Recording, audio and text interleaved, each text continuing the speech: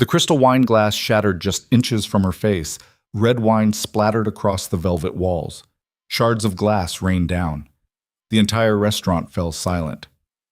No one dared breathe, because everyone knew one rule: never embarrass Lucian Moretti.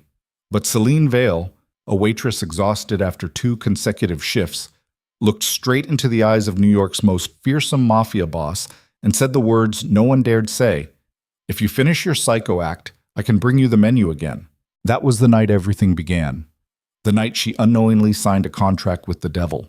Follow this story to the end, like, and comment the name of the city you're watching to let me know how far the story has progressed. Now, let's begin. The restaurant was called Aurelius. That detail mattered because 3 months later, when Celine's world collapsed into rubble and broken glass, she would remember that even the name had been a lie. Gold-painted lie. Marble-floored lie. A lie dressed in velvet curtains and candlelight expensive enough to feed a family for weeks. She'd been working there 6 months. Double shifts most days. Breakfast service at a diner in Queens, then straight to Aurelius for the evening crowd. Her feet ached in ways that made sleep impossible. The kind of ache that lived in your bones and reminded you every morning that survival wasn't supposed to be this hard. 26 years old and already exhausted by existence itself. The Thursday night crowd was typical. Wall Street predators in $1,000 suits, trophy wives with faces stretched tight by surgery, old money pretending to be cultured while new money pretended to belong. Celine moved between tables like a ghost, invisible until needed, forgotten the moment she walked away. She preferred it that way. Table 7 ordered the Chateau Margaux. $400 a bottle. The man ordering didn't even look at her face when he spoke, just pointed at the wine list with fingers that had never known real work. Celine brought the bottle, presented it properly, poured exactly 1 ounce for tasting. The man swirled it, sniffed, sipped. Then he threw it in her face. Not the glass, the wine itself. Red liquid splashing across her white shirt, her neck, her cheek. Hot with humiliation. "Corked," he said, like the word was an insult aimed at her personally. "Bring another." The table laughed. Not loud, just enough to let her know she was the joke. Celine's hands shook, not with fear, with rage so pure it felt like swallowing glass. But she needed this job, needed the tips, needed to eat and pay rent and survive another week in a city that chewed people up and spit them out without even noticing. So she smiled. "Right away, sir." She walked back toward the wine cellar, shirt clinging cold against her skin, eyes burning. In the hallway between the dining room and the kitchen, she pressed her forehead against the wall and breathed. Just breathed, counted to 10, reminded herself that dignity was a luxury she couldn't afford. The second bottle went to table 7 without incident. 2 hours later, the real problem started at table 12. Celine had seen dangerous men before. The city was full of them. But Lucian Moretti was different. He didn't need to raise his voice or make threats. He just existed in a space, and the air itself changed. Became heavier, colder. He sat alone at a corner booth, reading something on his phone. Black suit that probably cost more than her annual rent. Silver watch catching the candlelight. Dark hair swept back, jaw sharp enough to cut. 36 and already looking like he'd lived 3 lifetimes, none of them easy. Celine approached with water and bread. "Good evening. Can I start you with McAllen? Neat. And I'll order food when I'm ready." His voice was quiet, controlled. The kind of quiet that made you listen harder because you knew it could explode into violence without warning. She brought the McAllen, set it down carefully. He didn't look up.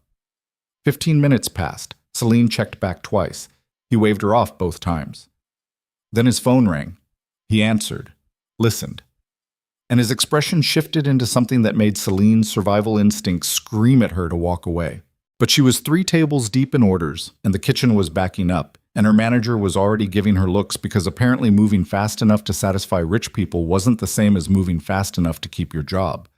When she returned to table 12 with the question about his order, Lucian was standing, phone still pressed to his ear, and the man on the other end was clearly delivering news that Lucian did not want to hear. "Say that again," Lucian said, voice dropping to something sub-zero. Slowly. Pause. "And you're certain?" Another pause. "Then find him. I don't care if you have to burn the entire East Side. Find him before sunrise or I'll burn you instead. He ended the call. Set the phone down with control that looked painful. Celine knew she should leave. Every instinct she'd developed surviving foster care and streets and men with too much power told her to turn around and let someone else handle this table. But rent was due in 3 days, and she was $400 short. Have you decided on... Lucien picked up his glass. The Macallan. Full. Untouched. And for one surreal moment, Celine thought he was actually going to drink it, like a normal person. Instead, he hurled it at the wall behind her. The crystal exploded, whiskey and glass spraying everywhere. The entire restaurant went silent. Conversations died mid-sentence. Silverware stopped clinking. Even the kitchen noise seemed to pause, like the building itself was holding its breath. Celine stood frozen, glass fragments glittering in her hair, whiskey soaking into the carpet. Lucien stared at the broken remains of the glass, then at her. And for just a second, something flickered across his face that might have been regret, but only for a second. Leave, he said. Not to her, to everyone else. The other diners started moving immediately, gathering coats, signing checks. The staff began ushering people toward the exits with the practiced efficiency of a fire drill nobody ever mentioned. Celine didn't move, because she'd spent her entire life being told to leave, to shut up, to make herself smaller, to disappear so other people could be comfortable. And she was so goddamn tired of it. No, she said. Lucien's eyes snapped to her face, really looked at her for the first time. What? I said no. Her voice was shaking, but she didn't care. You want to throw a tantrum? Fine, but I'm not cleaning it up, and I'm not pretending this is normal behavior. Someone near the kitchen made a sound like a strangled gasp. Celine kept going. You're a grown man. Act like one. The silence that followed was so complete she could hear her own heartbeat. Lucien stood slowly, unfolding from the booth like something predatory deciding whether to strike. He was taller than she'd realized, broader, the kind of physical presence that didn't need weapons to be threatening. He walked toward her. Celine's body screamed at her to run, but she'd learned a long time ago that running just made predators chase harder. Lucien stopped inches away, close enough that she could smell expensive cologne and whiskey and something darker underneath, something that smelled like violence. Do you know who I am? His voice was barely above a whisper. No, Celine lied, because everyone knew who Lucian Moretti was. The newspapers called him a businessman. The streets called him king. The truth was somewhere in between, written in blood and money and bodies that disappeared into the Hudson. Then you're either very brave or very stupid. Probably both, Celine said, but that doesn't change the fact that you're acting like a spoiled psychopath. Someone behind her made a noise like they were watching a car crash in slow motion. Lucien's expression didn't change, but something shifted in his eyes, something almost like surprise. You're fired, he said. You can't fire me, you don't work here. I own this restaurant. I own the building it's in. I own most of this block. He tilted his head slightly. And now you're fired. The words hit like a fist to the stomach. Celine felt the floor drop out from under her carefully constructed survival plan. Felt the rent check evaporate, felt the electric bill and the grocery money and the small, pathetic dream of maybe saving enough to take a single college class disappear into smoke. Her manager appeared from the back office, face pale, moving carefully like he was approaching an armed bomb. Mr. Moretti, I'm so sorry. She's new. She doesn't understand. She's done, Lucian said without looking away from Celine. Pay her for tonight and make sure she's escorted out. The manager nodded frantically, reached for Celine's arm. She jerked away. Because losing this job was one thing, being dragged out like garbage was something else entirely. She looked directly into Lucian Moretti's dark eyes and made the worst decision of her life. You know what your problem is? Her voice came out quieter than she intended, almost gentle. Nobody's ever loved you enough to tell you you're becoming a monster. The words landed in the silence like stones thrown into still water.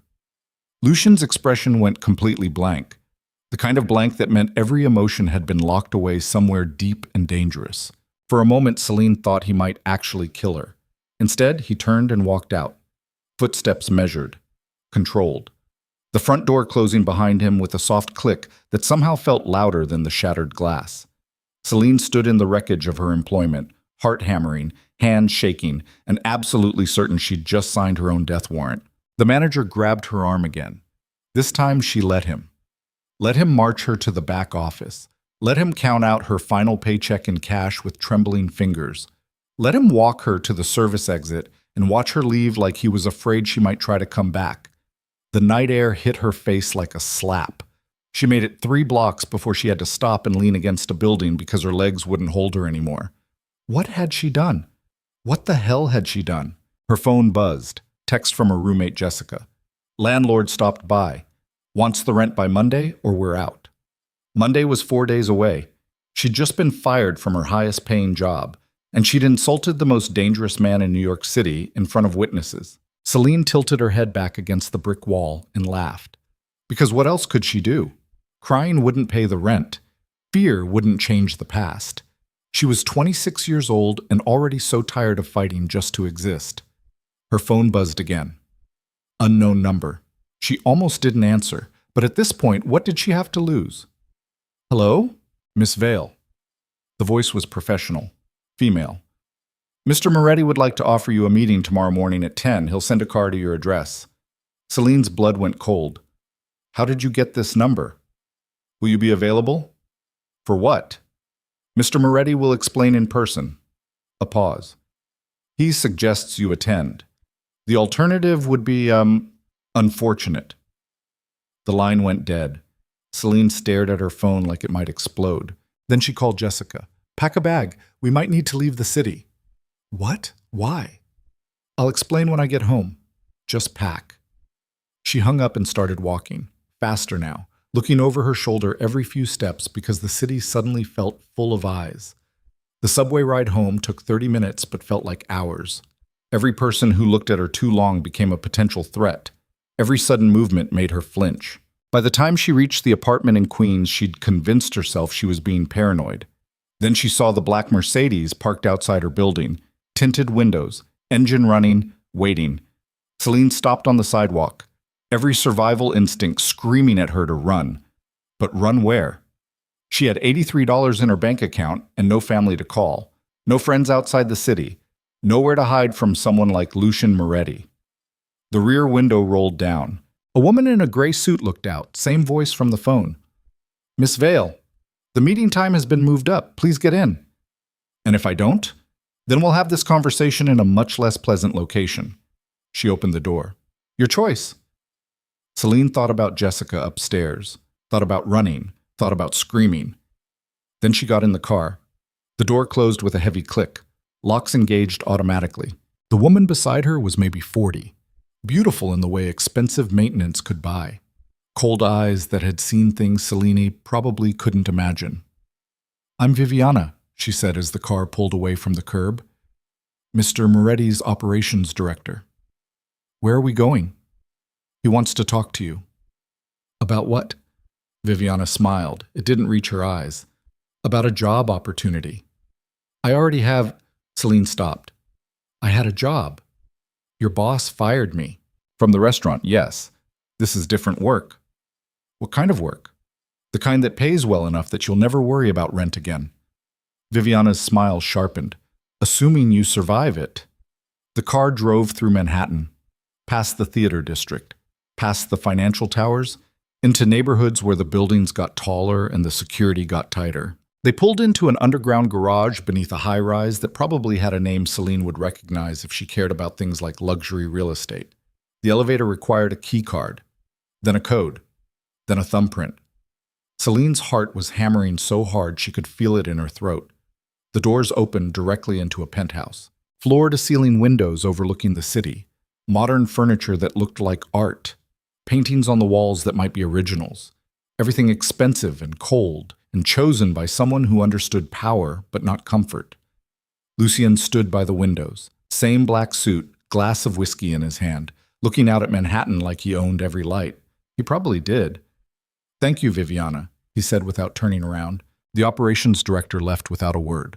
The elevator doors closed. Celine heard the locks engage. She was alone with him.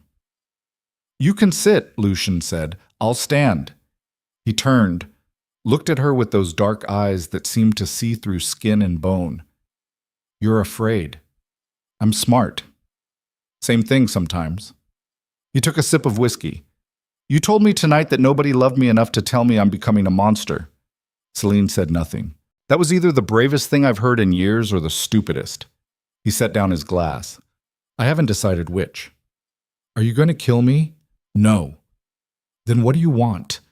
Lucian walked toward her, slow, measured, like he had all the time in the world and she wasn't going anywhere. Someone is stealing from me, he said. Money, information, roots. They've been doing it for months and I can't figure out who. And you think I can? I think you're invisible. He stopped a few feet away.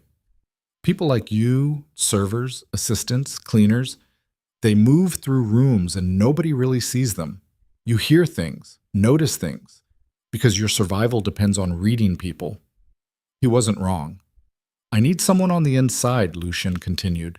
Someone my enemies would underestimate. Someone desperate enough to take the risk and smart enough to survive it. You want me to spy for you. I want you to attend events. Listen, watch, report back what you see. He paused.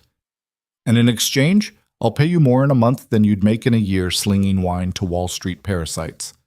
Celine's mind raced. And if I say no? Then you leave. Go back to your life. I won't touch you. She didn't believe that for a second. But you should know that word got out about what happened tonight, about what you said to me. There are people in this city who would consider that a sign of disrespect to my authority. People who might decide to make an example of you just to prove a point. So I work for you or I become a target. Or you take the money, help me find the leak, and walk away rich enough to start over anywhere you want. Lucien's expression didn't change. Your choice. Celine wanted to scream, wanted to throw something, wanted to demand how this was fair or right, or anything other than a trap disguised as an opportunity. But she'd learned years ago that fairness was a fairy tale rich people told themselves to sleep better at night. How much? She asked. 50,000, plus expenses. The number hit her like cold water. $50,000. She could pay off her student loans, get a real apartment, maybe even save enough to finally finish her degree. When would I start? Tomorrow night. There's a charity gala at the Metropolitan Museum. You'll attend as my guest. I don't have anything to wear to something like that. Already handled. Viviana will take you shopping in the morning. He picked up his whiskey again. Do we have an agreement? Celine looked at him. Really looked. Tried to see past the expensive suit and dangerous reputation to whatever was underneath. All she saw was darkness. But darkness was familiar. She'd grown up in it, survived it. Maybe she could survive this too. One condition, she said. Lucian raised an eyebrow. You're negotiating? If I do this and find your leak, you let me walk away. No strings, no obligations. You don't own me. Something flickered in his expression, almost like respect. Agreed. He held out his hand. Celine stared at it, knowing that shaking it would change everything, that she was making a deal with someone who operated outside every law and moral boundary she'd been raised to believe in. But she'd been operating outside those boundaries her whole life just to survive. At least this way she'd get paid for it. She shook his hand. His grip was firm, warm, human. Somehow, that made it worse. Viviana will brief you in the morning, Lucian said. The car will pick you up at 8. I need to tell my roommate something. Tell her you got a new job. Private event planning, pays well, requires travel. He released her hand. The less she knows, the safer she'll be. The words sent ice down Celine's spine, because they confirmed what she already suspected. She'd just signed up for something that could get people killed. The elevator ride down felt like descending into something she'd never climb out of. Viviana waited in the car, drove her home in silence, the city lights streaming past the windows like memories of a simpler life. When Celine finally made it back to the apartment, Jessica was asleep on the couch, packed bag on the floor beside her. Celine covered her with a blanket, sat in the dark living room, stared at her phone and the text message from Viviana that had come through with tomorrow's schedule. 8 a.m., shopping. 2 p.m., hair and makeup. 7 p.m., car arrives. 8 p.m., gala begins. She was really doing this. The next morning came too fast. Celine barely slept. When the black Mercedes pulled up at 8 sharp, she was already waiting outside. Didn't want Jessica asking questions she couldn't answer. Viviana took her to boutiques Celine had only seen from the outside. Places where there were no price tags because if you had to ask, you couldn't afford it. The emerald gown cost more than Celine's last 3 months of rent combined. It fit perfectly. "Mr. Moretti has excellent taste," the shop assistant said while adjusting the hem. Celine caught Viviana's expression in the mirror, something cold and calculating behind those professional eyes. "He certainly does," Viviana said. By 7 p.m., Celine barely recognized herself. The hair, the makeup, the dress, the shoes that could double as weapons. She looked like someone who belonged at events where champagne cost more than groceries and conversations decided the fates of thousands. She looked like the kind of woman someone like Lucian Moretti would bring to a gala. The thought made her stomach turn. The car arrived exactly on time. This time Lucian was inside. He looked at her for a long moment, expression unreadable. "You'll do," he finally said. Celine wanted to punch him. "That's what you're going with? Would you prefer I lie?" "I'd prefer you act like a human being for 5 consecutive seconds." Something that might have been amusement crossed his face.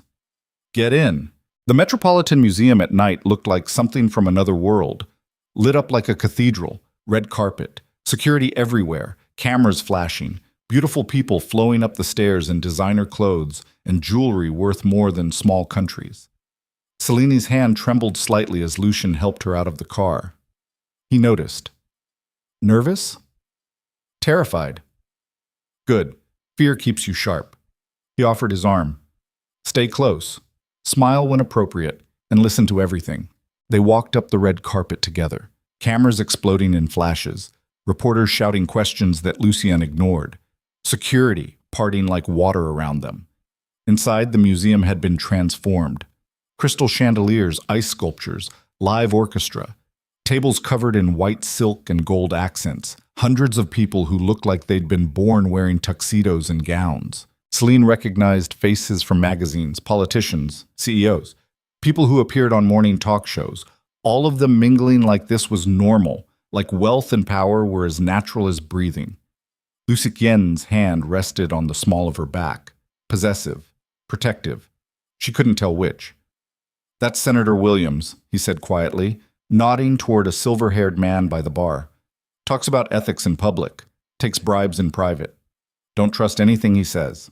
They moved through the crowd, Lucian introducing her as Celine. No last name, no explanation, just his date for the evening. People smiled at her, the kind of smiles that didn't reach eyes, calculating, measuring, trying to figure out who she was and what she meant to Lucian Moretti. Selena smiled back, played the part, all while her mind cataloged everything. Who stood close to Lucian, who kept their distance, who watched him when they thought he wasn't looking, who interrupted conversations when he approached. An hour in, she started noticing patterns. Lucien's inner circle, the men in expensive suits who stayed within arm's reach, seemed nervous, exchanging glances, touching their phones too often. One of them, a man Lucian had introduced as Marcus, kept checking his watch. Another, a younger guy named Anthony, couldn't seem to stand still, shifting weight, scanning exits. These weren't men comfortable in their positions. These were men waiting for something to go wrong. Celine leaned close to Lucian during a lull in conversation. "Your people are scared." He didn't look at her, just sipped his champagne. Observant. Is that normal? No. The word sent a chill through her, because if Lucian's own men were afraid, what the hell was coming? The answer arrived at midnight. Celine was standing near the dessert table when her phone buzzed. Text from a number she didn't recognize. Federal raid. 2 warehouses. Simultaneous. Someone tipped them off. She looked up, found Lucian across the room, saw him reading the same message, watched his expression shift into something that made everyone around him take an unconscious step back. He crossed the room in 4 strides. "We're leaving." "What's wrong?" "Everything." They made it to the car before the news hit. Viviana was waiting, face grim. "Both warehouses," she said as they drove. "Complete bust. Feds had warrants, knew exactly what they were looking for." "How much did we lose?" Lucian's voice was ice. Everything. Product, records, 3 men in custody. Who knew about those locations? Inner circle only, maybe a dozen people. Lucian stared out the window, processing, calculating. Celine watched him, saw the way his jaw tightened, the way his hands flexed. This wasn't just business going wrong, this was betrayal, personal. Someone inside leaked it, Celine said. Both Lucian and Viviana turned to look at her. What makes you say that? Viviana's tone was sharp. Because nobody at that gala was surprised when the news came through. Your people were expecting it. They've been nervous all night. Lucian's eyes narrowed. You noticed that in one evening? I notice everything. It's how I've stayed alive this long. Silence filled the car. Then Lucian pulled out his phone, made a call. Locked down all operations. Nobody moves product. Nobody makes contact with outside. And pull the security footage from both warehouses for the last month. He ended the call. Looked at Celine. You're right. Someone on the inside is burning me. His expression was unreadable. And you're going to help me find out who. The car pulled up to his building, penthouse lights glowing above. They rode the elevator in tense silence, Viviana typing rapidly on her phone, Lucienne staring at nothing, Celine trying not to think about how she'd gone from serving wine to investigating federal raids in less than 48 hours. The elevator doors opened. The penthouse was dark except for the city lights streaming through the windows. Lucian poured himself a drink, downed it, poured another. Talk me through what you saw tonight, he said. Celine went through the evening, the nervous glances, the phone checking, the ways certain people seemed to relax when the news came through instead of panic. Marcus checked his watch 17 times in 90 minutes, she said. Anthony couldn't stay in one place for more than 3 minutes. And there was a woman, brunette, red dress, stood near the bathroom most of the night, who seemed to be watching your people more than the actual event. Viviana's typing stopped. What woman? I don't know her name, but she spent a lot of time looking at your phone. Viviana's face went pale. Lucienne noticed. What? That sounds like... Viviana stopped. No, that's impossible. Who? Elena Costas. She's a federal prosecutor, but she wouldn't be at a charity gala. She'd have no reason to... Unless she was tracking someone specific, Celine finished. The room went silent. Then Lucien's phone rang. He answered, listened. His expression shifted into something murderous. When? A pause. I'll be there in 20 minutes. He hung up. Looked at Viviana. One of the men in custody just tried to make a deal. Said he can give them everything. Who? Anthony. The name hung in the air like smoke. Viviana stood. I'll handle it. No. Lucien's voice was flat. I will. He turned to Celine. You need to leave, now. This doesn't concern you anymore. You hired me to help find the leak. I found him. Your job is done. Then pay me and I'll go. Lucian pulled out his phone, typed. Celine's phone buzzed. She checked. $50,000 deposited into her account. Just like that. We're done, Lucian said. Viviana will make sure you get home safely. He walked toward his bedroom, stopped at the doorway, didn't turn around. Thank you, he said quietly. For tonight. Then he disappeared into the dark. Viviana escorted Celine downstairs. The ride home was silent. When they pulled up to her building in Queens, Viviana handed her a card. If anyone asks about tonight, you were never there. You don't know Lucian Moretti. You've never heard of those warehouses. Understand? Celine took the card. And if I don't? Then you become a loose end. Viviana's smile was ice. And Mr. Moretti doesn't like loose ends. The car drove away. Celine stood on the sidewalk, evening gown billowing in the night wind, $50,000 richer and somehow feeling poorer than she'd ever been. She went upstairs, changed, washed off the makeup, stared at her reflection in the bathroom mirror, and barely recognized the person looking back. Her phone buzzed. Unknown number. You did well tonight. L. She stared at the message, started typing a reply. Deleted it. Started again. Deleted it. Finally just turned off her phone. But sleep wouldn't come, because something about tonight felt wrong. The timing too perfect. Anthony's arrest too convenient.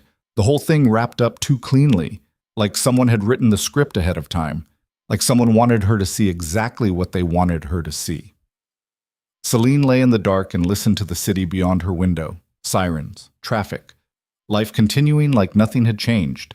But everything had changed. She'd stepped into Lucian Moretti's world for one night and seen enough to know that the real danger wasn't the federal raids or the betrayals or even the violence.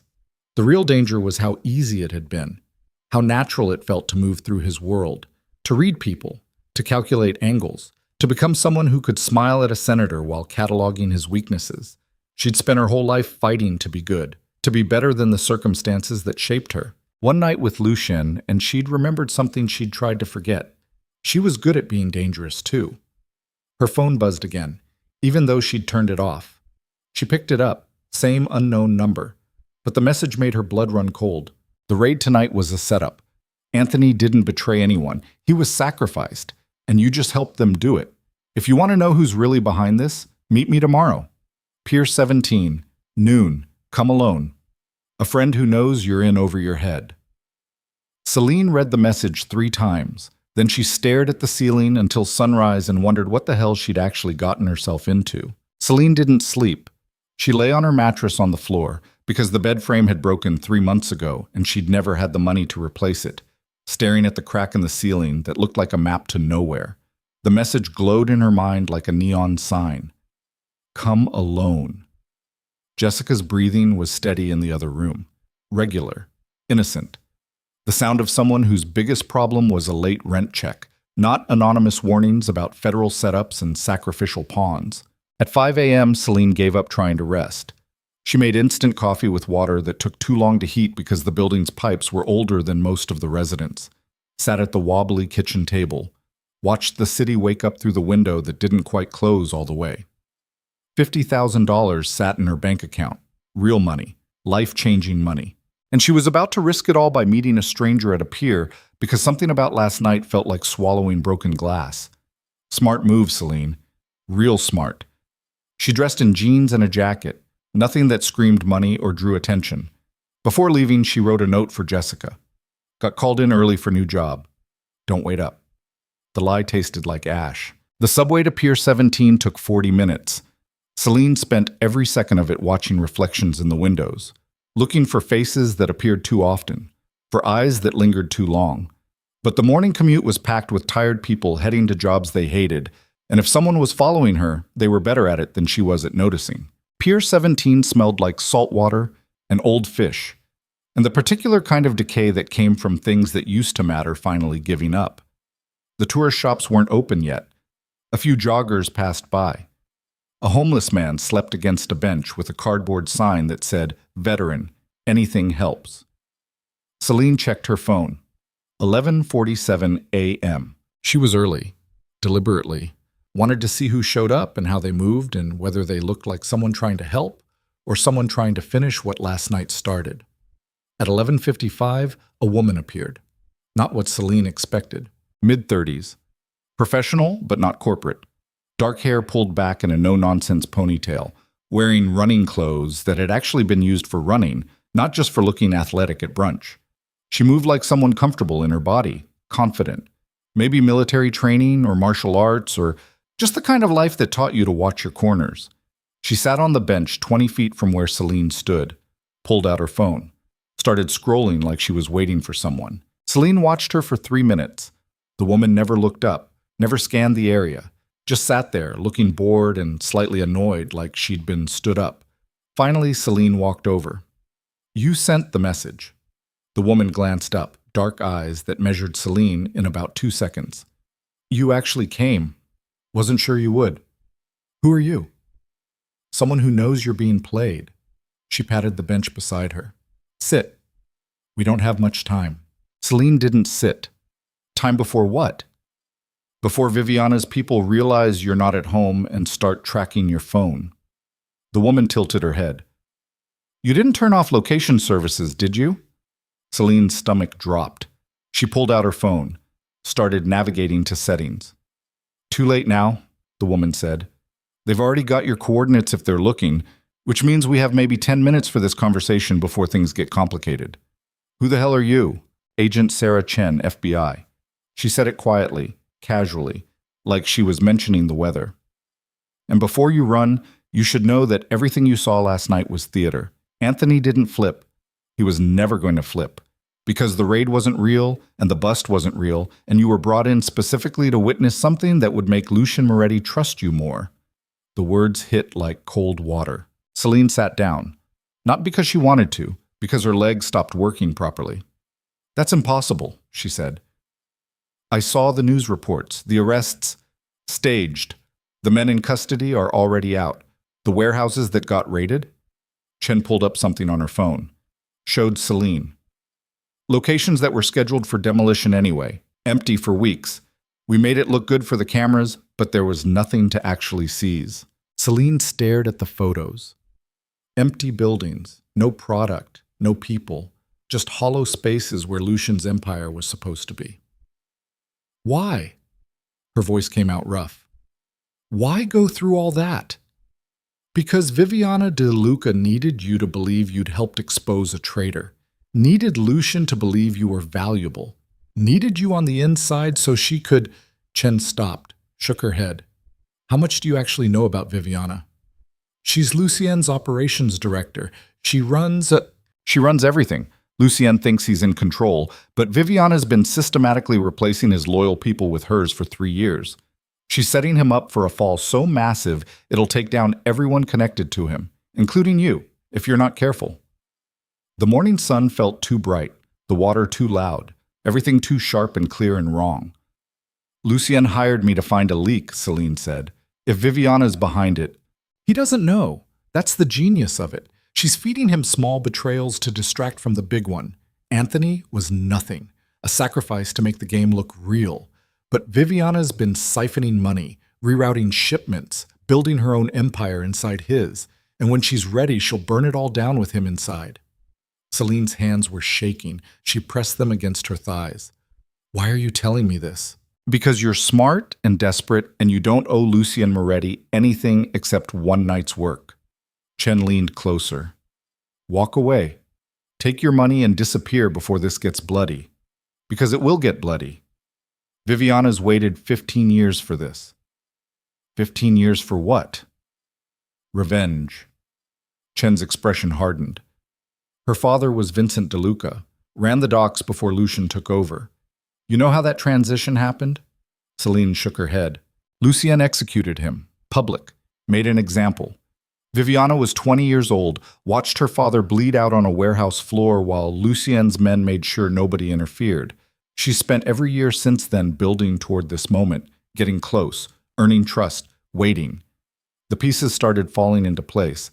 The cold efficiency, the perfect timing, the way Viviana always seemed to know exactly what to say and when to say it. Does Lucien know who she is? He knows her name, doesn't connect it to Vincent. Why would he? De Luca's a common name, and she's been nothing but loyal for years. Perfect employee, perfect soldier. Chen stood. But loyalty was the disguise, and you just helped her sell it. I didn't know. Doesn't matter. You're part of this now. And when it collapses, everyone goes down. FBI, state prosecutors, people who've been building cases for years. It'll be chaos. She pulled out a card, plain white, just a phone number. When you're ready to talk, call that number. We can protect you, put you somewhere safe, but only if you cooperate before things explode. Celine took the card, looked at it, looked at Chen. And if I don't? Then you're a witness to a conspiracy, maybe an accessory, depending on how our lawyers want to spin it. Chen's voice wasn't threatening, just factual, like she was explaining math. Or you end up collateral damage when Viviana makes her move. Either way, your $50,000 won't help much. She started walking away, stopped, turned back. One more thing, Chen said. Whatever you think you know about Lucian Moretti, you're wrong. He's not some misunderstood anti-hero. He's killed people, dozens, maybe hundreds, ruined families, destroyed lives. Don't let one night at a gala make you forget what he actually is. Then she was gone, jogging away like she'd just finished a casual morning run and not just detonated Celine's entire understanding of the last 48 hours. Celine sat on the bench, card in her hand, phone buzzing with a text from Jessica asking where the hell she was. Everything Chen said made sense.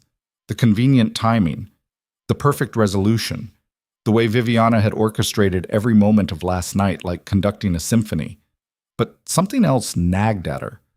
Something about the way Chen had delivered that final warning. Too rehearsed, too clean, like she'd practiced it. Celine pulled out her phone, Googled FBI agent Sarah Chen, New York. Nothing. Searched the FBI's public directory. No Sarah Chen in the New York field office. Tried LinkedIn, Facebook, Twitter. Found 17 Sarah Chens, but none that matched the woman who'd just walked away. Either Chen was deep undercover and had scrubbed her digital footprint completely, or she wasn't FBI at all. Celine's phone rang.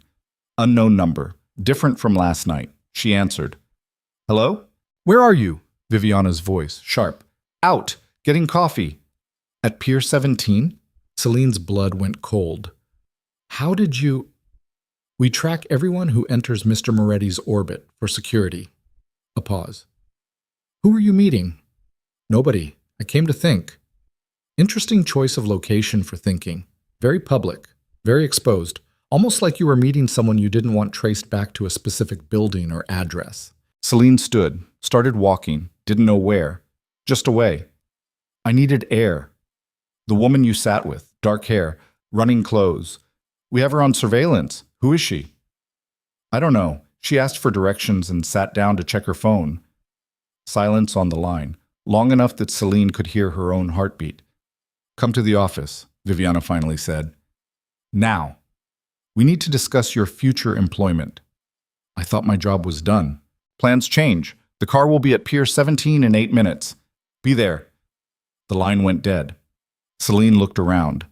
The pier suddenly felt full of eyes. That jogger who'd passed twice. The food cart vendor who wasn't setting up his cart. The maintenance worker who wasn't actually maintaining anything. They were watching, had been watching the whole time. The black Mercedes appeared 6 minutes later, door already open, Viviana sitting inside like a spider waiting for the web to deliver. Celine got in because what else could she do? Run? Disappear into a city that Lucian Moretti apparently owned enough of to track her every movement. The door closed. Locks engaged. Viviana studied her with those cold, calculating eyes. You're either very brave or very stupid. I still haven't decided which. People keep saying that. Because it's true. Viviana's phone buzzed. She glanced at it, frowned. We have a problem. Just one? Anthony escaped custody 4 hours ago. Federal transport. 3 agents dead. The vehicle was found burning in Newark. Celine felt sick. He didn't kill anyone. He was killed. Made to look like an escape. Sloppy work, but effective. Viviana looked out the window. Someone's cleaning up loose ends. Someone who doesn't want Anthony talking about what really happened last night. Who would want that? Viviana's smile was ice. That's what you're going to help us find out. The car drove through Manhattan. Different route than before. Through neighborhoods Celine didn't recognize. Buildings that looked abandoned, but probably weren't. The kind of real estate that existed in legal gray areas. They pulled into an underground garage, not the luxury high-rise from before. This was industrial. Concrete and metal and the smell of old oil. The elevator descended instead of rising. Celine's stomach knotted. Where are we going? Somewhere we can talk without surveillance. Whose surveillance? Viviana didn't answer. The elevator opened to a basement level that looked like it belonged in a different century. Brick walls, exposed pipes, lighting that cast more shadows than illumination. Lucien was waiting. He'd changed. No suit, just black pants and a t-shirt that showed arms more muscular than the expensive clothes suggested. He looked tired. Actually tired. Like he'd been awake as long as Celine had. Leave us, he said to Viviana. For a moment, Viviana looked like she might argue. Then she nodded and disappeared back into the elevator. Celine and Lucien stood in the shadowy basement, silence between them heavy as lead. You met with someone, he finally said. Not a question. A woman at the pier. She claimed to be FBI. What did she want? To warn me. Said last night was theater, that I'm being used. Celine met his eyes. Is that true? Lucien walked to a table against the wall, poured whiskey from a bottle that looked like it had been there for years, drank, poured another glass, offered it to her. She took it, didn't drink. Last night was more complicated than I told you, he said. The raid was real, the arrests were real, but the intelligence that triggered it came from inside my organization. Someone wanted those warehouses hit, wanted Anthony in custody, wanted me distracted. Viviana said he escaped, that he's dead. He is dead. I saw the photos. Lucien's jaw tightened. But he didn't escape. He was executed, made to look like an escape to cover up who actually killed him. Who? Someone who knew exactly how to move him through federal custody. Someone with access to transport schedules and guard rotations. He looked at her. Someone with law enforcement connections. Celine's mind raced. The woman at the pier said Viviana's setting you up, that she's been planning this for years. Viviana has been with me for 3 years. She's been loyal, efficient, and ruthless when needed. If she wanted me dead, I'd already be dead. Unless she wants something worse than you dead, like you destroyed. Lucian set down his glass. What else did this FBI agent tell you? That Viviana's father was Vincent DeLuca, that you killed him 15 years ago. The words landed like stones. Lucian's expression didn't change, but something shifted in his eyes. Recognition, memory, maybe regret. Vincent DeLuca ran the docks, he said quietly. He was brutal, unpredictable, killed without reason. I took over his territory because someone had to, because people were dying in numbers that made even this business unsustainable. And you killed him. Yes. No justification, no explanation, just the fact. Did you know he had a daughter? No. Lucian picked up his glass again, turned it in the light.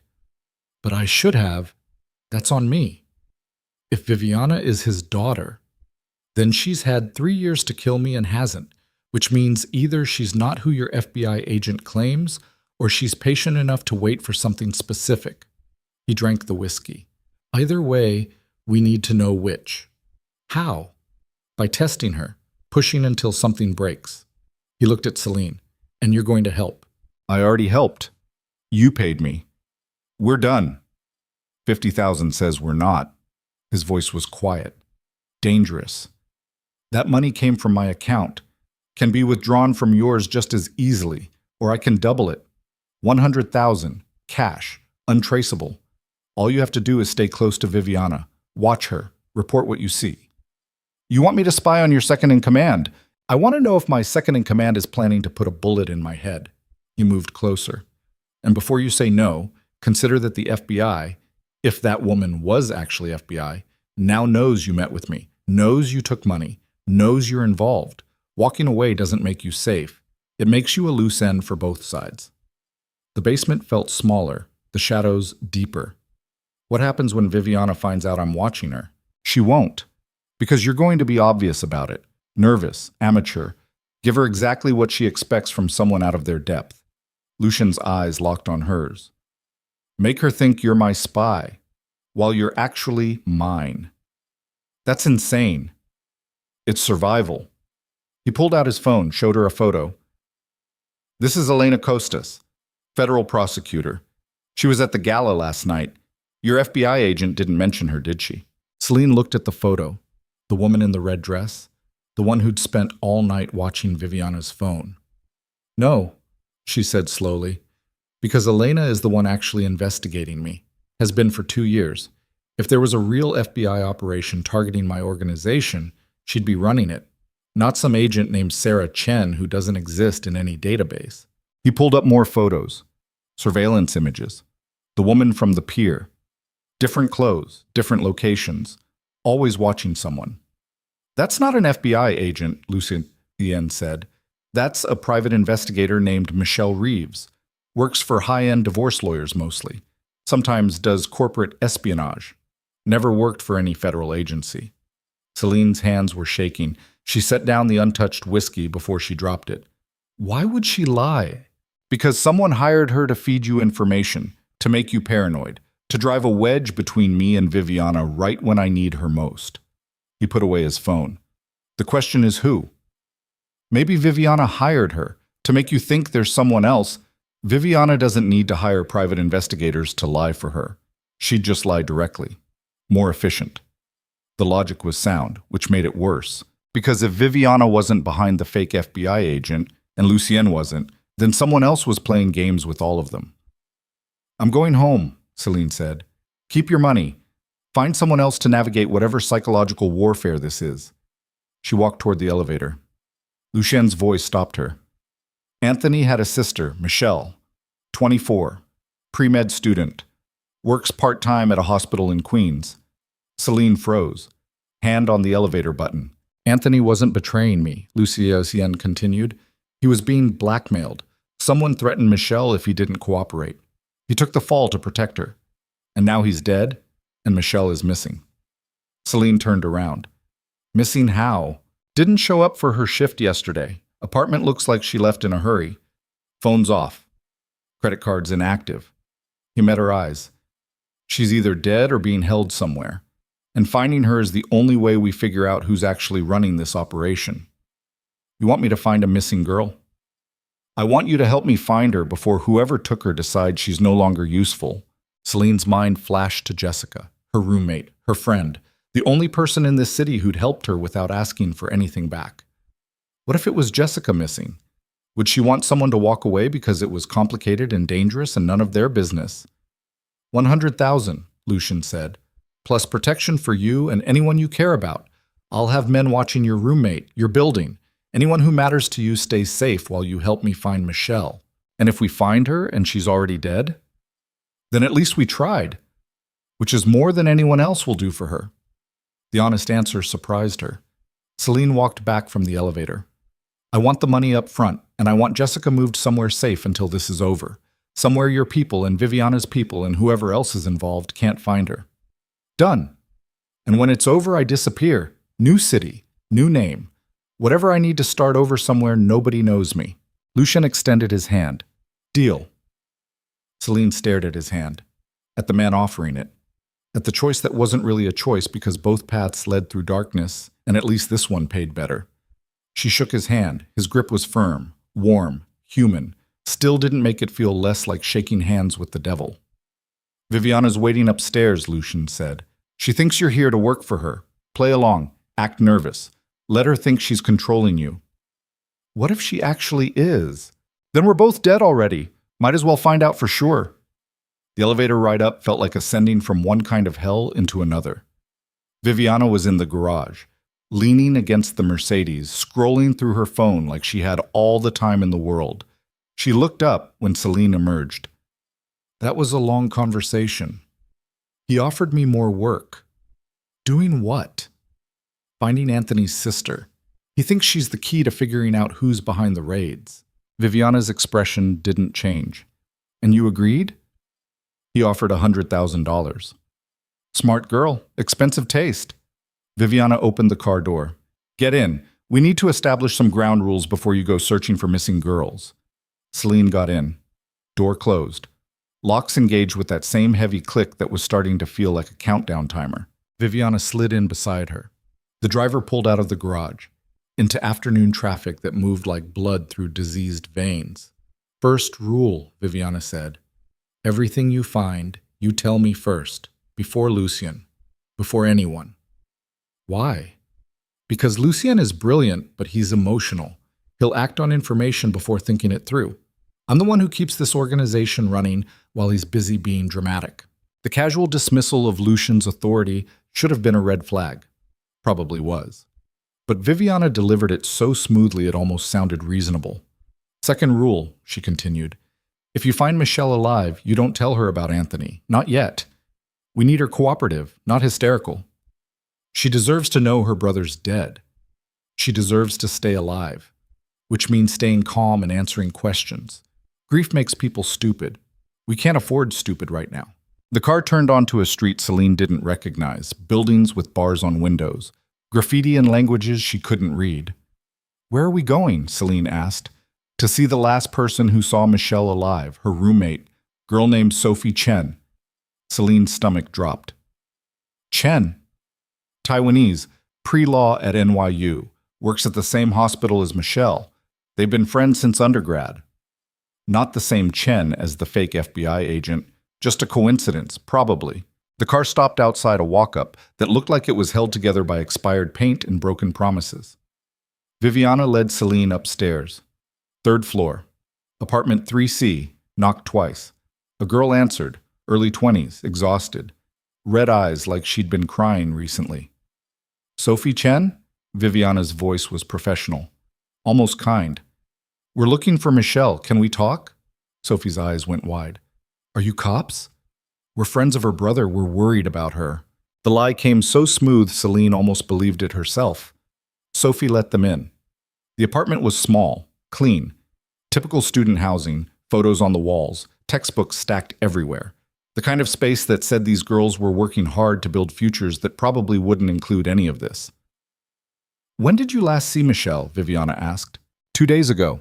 She came home from her shift at like 3 a.m., packed a bag, said she had to go somewhere, wouldn't tell me where. Sophie's voice cracked. She was scared. I'd never seen her scared before. Did she say why? No. Just that someone called her, told her to come alone, or Anthony would... She stopped. Is Anthony okay? Silence filled the apartment. Viviana's expression softened in a way that looked almost genuine. Anthony's dead, Sophie. I'm sorry. Sophie collapsed into a chair, started sobbing, big racking sounds that shook her whole body. Celine wanted to comfort her, wanted to lie and say everything would be okay. But Viviana was already kneeling beside Sophie, playing the concerned friend perfectly. Did Michelle say anything else? Viviana asked gently. Anything about where she was going or who called? Sophie shook her head. Just that she had to go, that it was the only way to keep Anthony safe. More tears. She didn't even take her phone, left it here, said they'd track it. Can we see her room? Sophie nodded, pointed down the hall. Michelle's room was modest. Bed, desk, medical textbooks, photos of her and Anthony as kids, smiling, happy. Before the world taught them that happiness was temporary and survival was expensive, Viviana searched methodically. Drawers, closet, under the mattress. She moved like someone who'd done this before. Many times. Finding things people thought they'd hidden. She pulled out a notebook from under a stack of papers on the desk. Flipped through it. Stopped at a page filled with numbers. What is that? Celine asked. Account numbers, offshore, and routing codes. Viviana's voice was flat. Michelle was tracking money. Anthony's money? Someone's money. Large amounts. Moving through shell corporations. She took photos of the pages with her phone. This is more than a scared girl protecting her brother. This is evidence of something bigger. She kept searching, found a burner phone taped to the back of the desk, powered it on. No contacts. But a text thread with a number Michelle had labeled simply V. Viviana's face went pale. What? Celine moved closer. The messages were brief, clinical. V, your brother's safe if you cooperate. Michelle, what do you want? V, information about the money, where it goes, who receives it. Michelle, I don't know anything. V, then find out, or Anthony pays for your ignorance. The last message was timestamped 2 days ago. Michelle, I have what you want. Where do we meet? No response. Viviana stared at the phone like it might explode. This doesn't make sense. Why not? Because V is... She stopped, looked at Celine. We need to leave. Now. You know who V is. Get in the car. Viviana's tone left no room for argument. They left Sophie crying in her apartment, rushed down the stairs. The Mercedes was waiting, engine already running. They got in. The driver pulled away fast. Too fast. Where are we going? Celine asked. Somewhere safe while I figure out what the hell is happening. Who's V? Viviana didn't answer, just stared out the window. Phone in her hand, fingers moving across the screen typing messages Celine couldn't see. Her phone buzzed. She read something. Her expression shifted into something that might have been fear. Change of plans, she told the driver. The warehouse on 9th. That's not secure, the driver said. Now. The car changed direction, headed toward the industrial district. Buildings that looked abandoned, streets nobody walked unless they had to. Celine's phone buzzed. Text from Lucian, where are you? She typed back. With Viviana, found something at Michelle's apartment. Before she could send it, Viviana grabbed her phone, looked at the unsent message, deleted it. No contact with Lucian until I say so. He's your boss. He's compromised. Someone's feeding him information designed to make him paranoid, make him turn on me. I need to know who before this whole operation collapses. Operation to do what?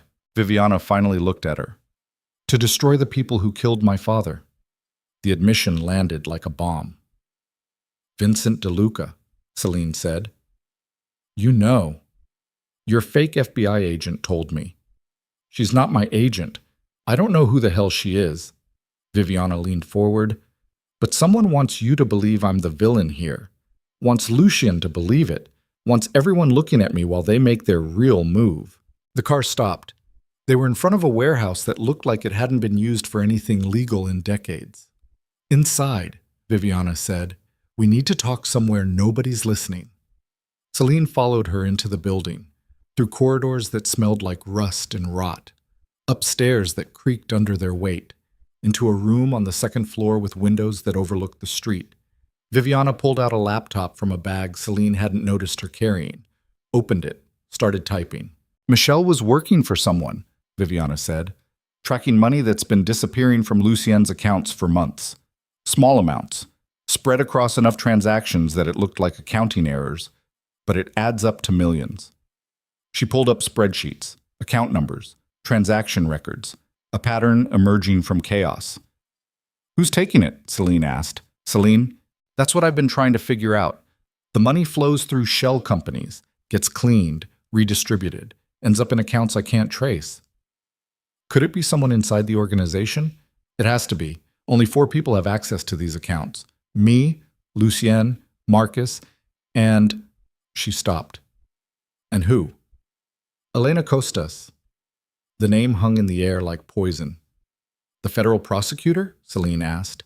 Who isn't actually prosecuting anything? Who's been investigating Lucian for 2 years without filing a single charge?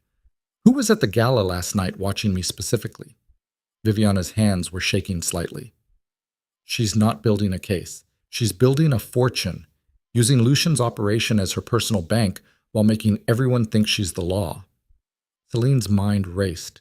If she has access to the accounts, she can move money, plant evidence, make it look like anyone she wants is stealing, like me, like Lucien, like anyone who might figure out what she's doing.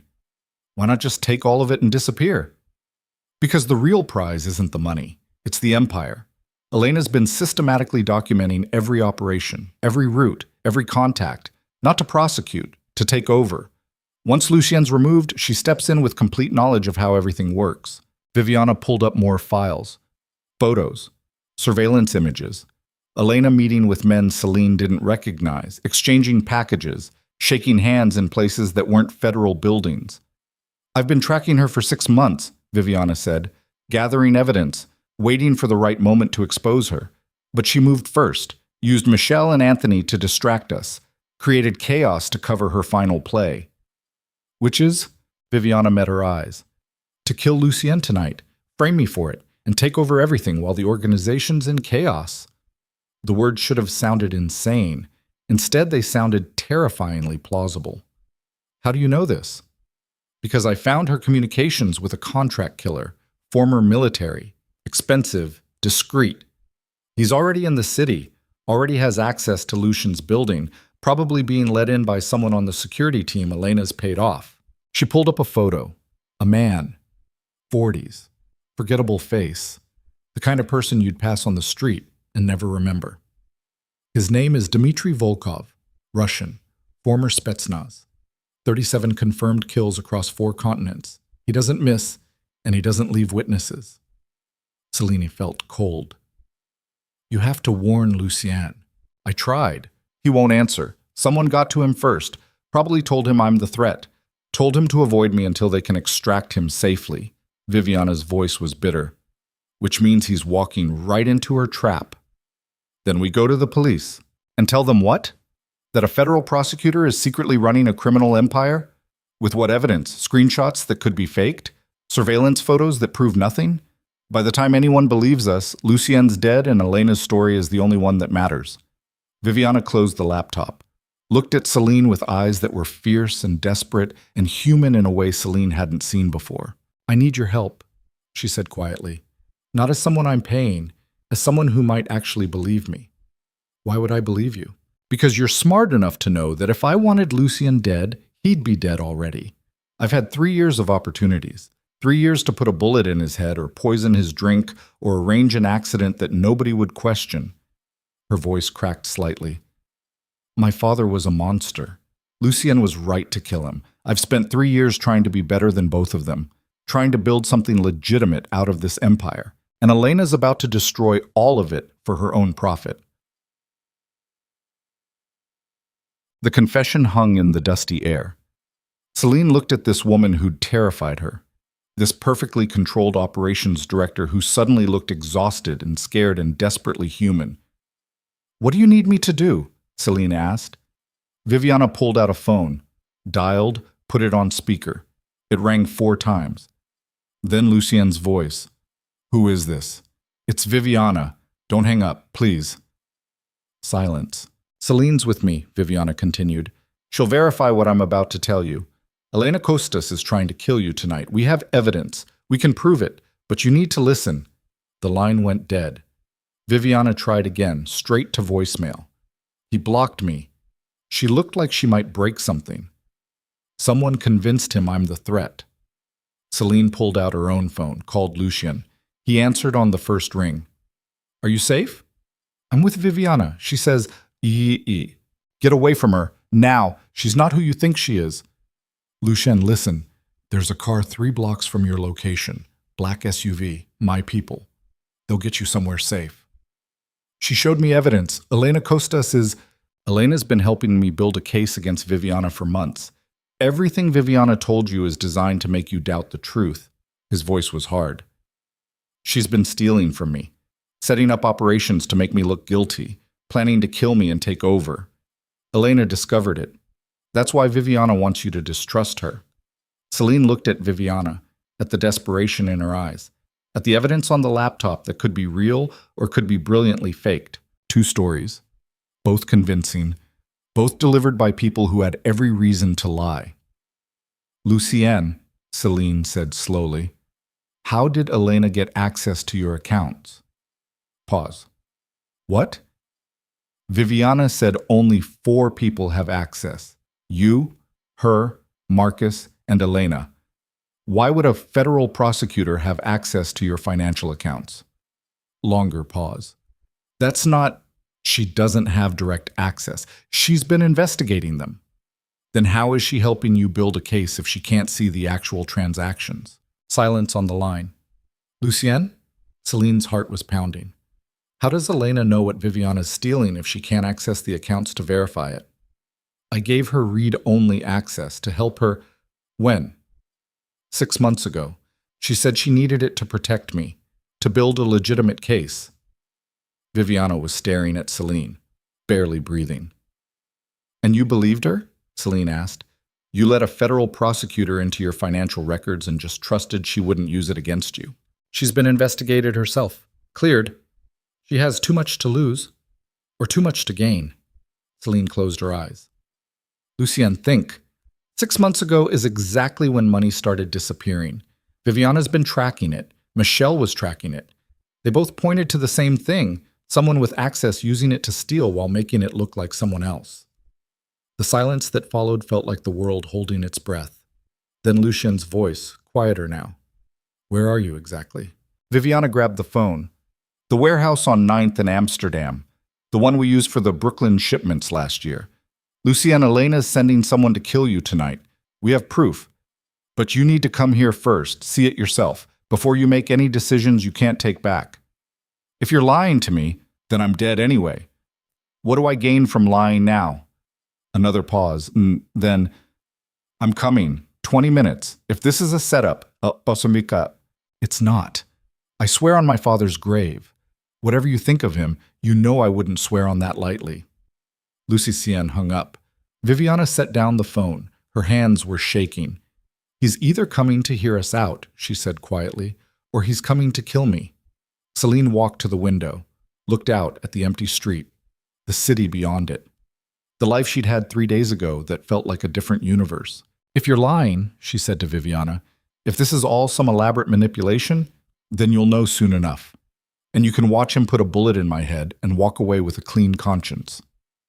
And if Elena really is behind this, then we have maybe 3 hours before she realizes Her plan is compromised and accelerates everything, which means people start dying faster than we can stop them. The warehouse creaked in the wind, old metal settling, or something moving in the shadows. Hard to tell. Celine checked her phone, texted Jessica. "Stay at your mom's tonight. Don't come home. I'll explain later." Jessica responded immediately. "You're scaring me." "Good. Be scared. Just stay away from the apartment." She pocketed her phone, looked at Viviana. "Show me everything. Every piece of evidence. Every communication. I need to see it all before Lucian gets here." Viviana opened the laptop again. For the next 15 minutes, Celine absorbed information that painted a picture of corruption so deep it made her head spin. Account transfers, encrypted messages, photos of Elena meeting with known criminals, documentation of evidence Elena had supposedly lost that would have exonerated people Lucian's organization needed to keep quiet. It was either the most thorough frame job Celine had ever seen, or Elena Costas was exactly what Viviana claimed, a predator hiding behind a badge. "Why Anthony?" Celine asked. "Why target him specifically?" "Because he was low-level enough that losing him wouldn't cripple operations, but trusted enough that his betrayal would hurt Lucian personally, make him paranoid, start him questioning everyone around him." Viviana pulled up more files. Elena needed chaos, needed Lucian's inner circle fractured. Anthony was the perfect sacrifice. And Michelle? Witnessed something she shouldn't have, probably saw Elena with money or documents, started tracking it, had to be silenced before she put the pieces together. Footsteps on the stairs. Both women froze. Viviana closed the laptop, pulled a gun from her jacket, held it low, ready. The door opened. Lucian entered, alone. Gun already drawn, eyes hard as winter. He looked at Viviana, at Celine, back to Viviana. "Talk," he said. Fast. Viviana set her gun on the floor, kicked it toward him, hands up, open, vulnerable. "Elena Costas has been stealing from you for 6 months, using her access to your accounts to siphon millions. She killed Anthony to cover her tracks and took Michelle to ensure silence. And tonight, she's sending Dmitry Volkov to kill you and frame me for it. Everything's in this laptop. Look for yourself." Lucian kept his gun trained on her. "Or this is the moment you've been waiting for. Get me alone. Feed me a story. Kill me while my guard's down. If I wanted you dead, I'd have done it when you walked through that door. You came alone like an idiot. I have a gun within reach. You'd be bleeding out already." The brutal honesty seemed to register. Lucian lowered his weapon slightly. "Show me." Viviana opened the laptop, turned it toward him. He read, scrolled, his expression shifting from suspicion to confusion to something that looked like horror. "This can't be real," he said. "Elena's been vetted, investigated, cleared by people she's paid to clear her, or blackmailed into silence." Viviana pulled up more files. "She's been building this for years. Long before I came to work for you, she's patient, methodical, and she's been using your organization as her personal criminal empire while maintaining her cover as the prosecutor hunting you." Lucian stared at the screen, at evidence that either condemned him to paranoia forever or revealed a betrayal that would reshape everything he thought he knew. "Where's Michelle?" he asked quietly. "I don't know. But if she's still alive, Elena's keeping her somewhere she can use her, either as leverage or as a witness to frame someone else." Celine's phone buzzed. Text from an unknown number. She opened it. A photo. Michelle. Alive. Tied to a chair. Bruised but breathing. Then a message. "You have 2 hours to deliver Lucian Moretti to Pier 17. Alone. Or Michelle dies, and tomorrow every news outlet in the country receives evidence of his crimes compiled by a very credible federal prosecutor. Your choice." Celine showed the phone to Lucian. His face went blank. The kind of blank that meant every emotion had been locked in a vault while he calculated outcomes. "It's a trap," Viviana said. "Obviously." Lucian pulled out his own phone, started typing. "But it's also our only chance to find Michelle and end this. You can't actually go." "I can and I will, but not alone. And not unprepared."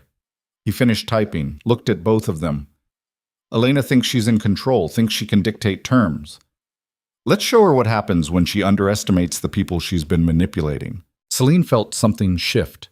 the fear transforming into something else, something sharp and focused. "What's the play?" she asked. Lucian smiled. It wasn't warm. It was the smile of a man who'd built an empire on being smarter and more ruthless than everyone else. "We give her exactly what she wants," he said, "and then we burn her world to the ground." The plan was simple in the way that plans involving walking into obvious traps while armed strangers held a hostage were simple, which meant it wasn't simple at all. It was suicide dressed up as strategy. Lucian laid it out in the warehouse like he was explaining a business acquisition and not orchestrating a scenario where multiple people would probably die. "Elena expects me alone, compliant, scared. She gets me with a wire. Full confession. Michelle is leverage. Clean arrest that makes her look like a hero while she quietly takes over operations." "So we don't give her that," Viviana said. "We give her theater. I show up alone, wired for sound, but our sound, our recording. Every word she says gets documented and transmitted to 3 separate locations." He pulled up a map on his phone. Pier 17, the Hudson stretching dark and cold beyond it. "Celine, you're inside the crowd, tourist with a phone, recording everything. Viviana, you're in the vehicle-coordinated strike position with Marcus and the team. Anyone moves on me, you move on them." Celine's stomach was ice. "And Michelle?" "Elena won't kill her until she has me. Michelle's her insurance. Once I'm there, she'll bring her out. That's when we make the grab." "What if she doesn't bring Michelle?" Celine asked. "What if it's just a photo and Michelle's already dead?" Lucian's jaw tightened. "Then we make Elena tell us where the body is before Viviana puts a bullet between her eyes." The casual brutality of it should have shocked Celine. Instead, it just felt inevitable, like gravity, like the natural conclusion to a system built on violence and power. "We have 90 minutes, Viviana said, checking her watch. "I need to coordinate the team. Get weapons. Position vehicles. Do it." "And Viviana?" Lucian waited until she looked at him. "If this goes wrong, if Elena actually has something on me that puts me away forever, don't try to save me. Just run. Get out of the city and don't look back." Something passed between them. An understanding forged in 3 years of working in darkness together. Not quite friendship, not quite trust, but something close enough that it mattered. "If you die tonight," Viviana said quietly, "I'm taking Elena with me. That's not negotiable." Lucian almost smiled. Wouldn't expect anything less. Viviana left, the warehouse door closing behind her with a sound like a coffin lid. Celine and Lucian stood in the dusty room. City sounds filtering through broken windows, sirens, traffic, the ordinary noise of people living ordinary lives while 3 floors above them 2 people planned violence. "You don't have to do this," Lucian said. "The recording part, being there. It's dangerous, and you've already done more than I had any right to ask." "Michelle's 24 years old, pre-med, her whole life ahead of her." Celine met his eyes. "If there's a chance to get her out alive, I'm taking it." "Why? You don't know her." "Because someone should care what happens to her. And apparently that someone is me now." Lucian looked at her for a long moment, like he was trying to figure out a puzzle that didn't have pieces that fit together properly. "You're not what I expected." "What did you expect?" "Someone easier to manipulate. Someone who'd take the money and not ask questions." "Disappointed?" "No." He said it simply, honestly. The opposite. Celine felt something shift in the space between them. Something that felt dangerous in a completely different way than guns and federal prosecutors and missing girls. She pushed it down. Buried it. This wasn't the time for whatever this was. "We should go," she said. 90 minutes isn't much." They left the warehouse in separate cars. Lucian in the Mercedes. Celine in a nondescript sedan driven by one of Lucian's people. A man named Chen who didn't talk and didn't ask questions and drove like he'd done this exact route 100 times before. The city slid past the windows. Transition from industrial wasteland to gentrified neighborhoods to the glittering excess of downtown. Every block, a different version of New York. Every street hiding 1,000 stories that would never get told. Celine's phone buzzed. Text from Jessica. "At Mom's. She says hi. What's going on? Work emergency. I'll explain tomorrow. Love you. Love you too. Be safe." Safe. The word felt like a foreign language. Chen dropped her 3 blocks from Pier 17, handed her a phone. Camera's already set to record, just point and shoot. Audio's good up to 30 feet. Don't get closer than that unless you have to. And if things go wrong, run. We can't protect you if you're in the crossfire. Comforting. Celine took the phone. Got out. The night air hit her face cold and sharp. Smell of the river, salt and fish and pollution. The kind of smell that reminded you the city was built on water, and sometimes the water wanted it back. She walked toward the pier, dressed like a tourist, jeans, jacket, sneakers that could run if needed, hair pulled back, makeup minimal. Nothing that would draw attention or stick in memory. The pier was moderately crowded. Evening joggers, couples holding hands, a street performer doing magic tricks for spare change.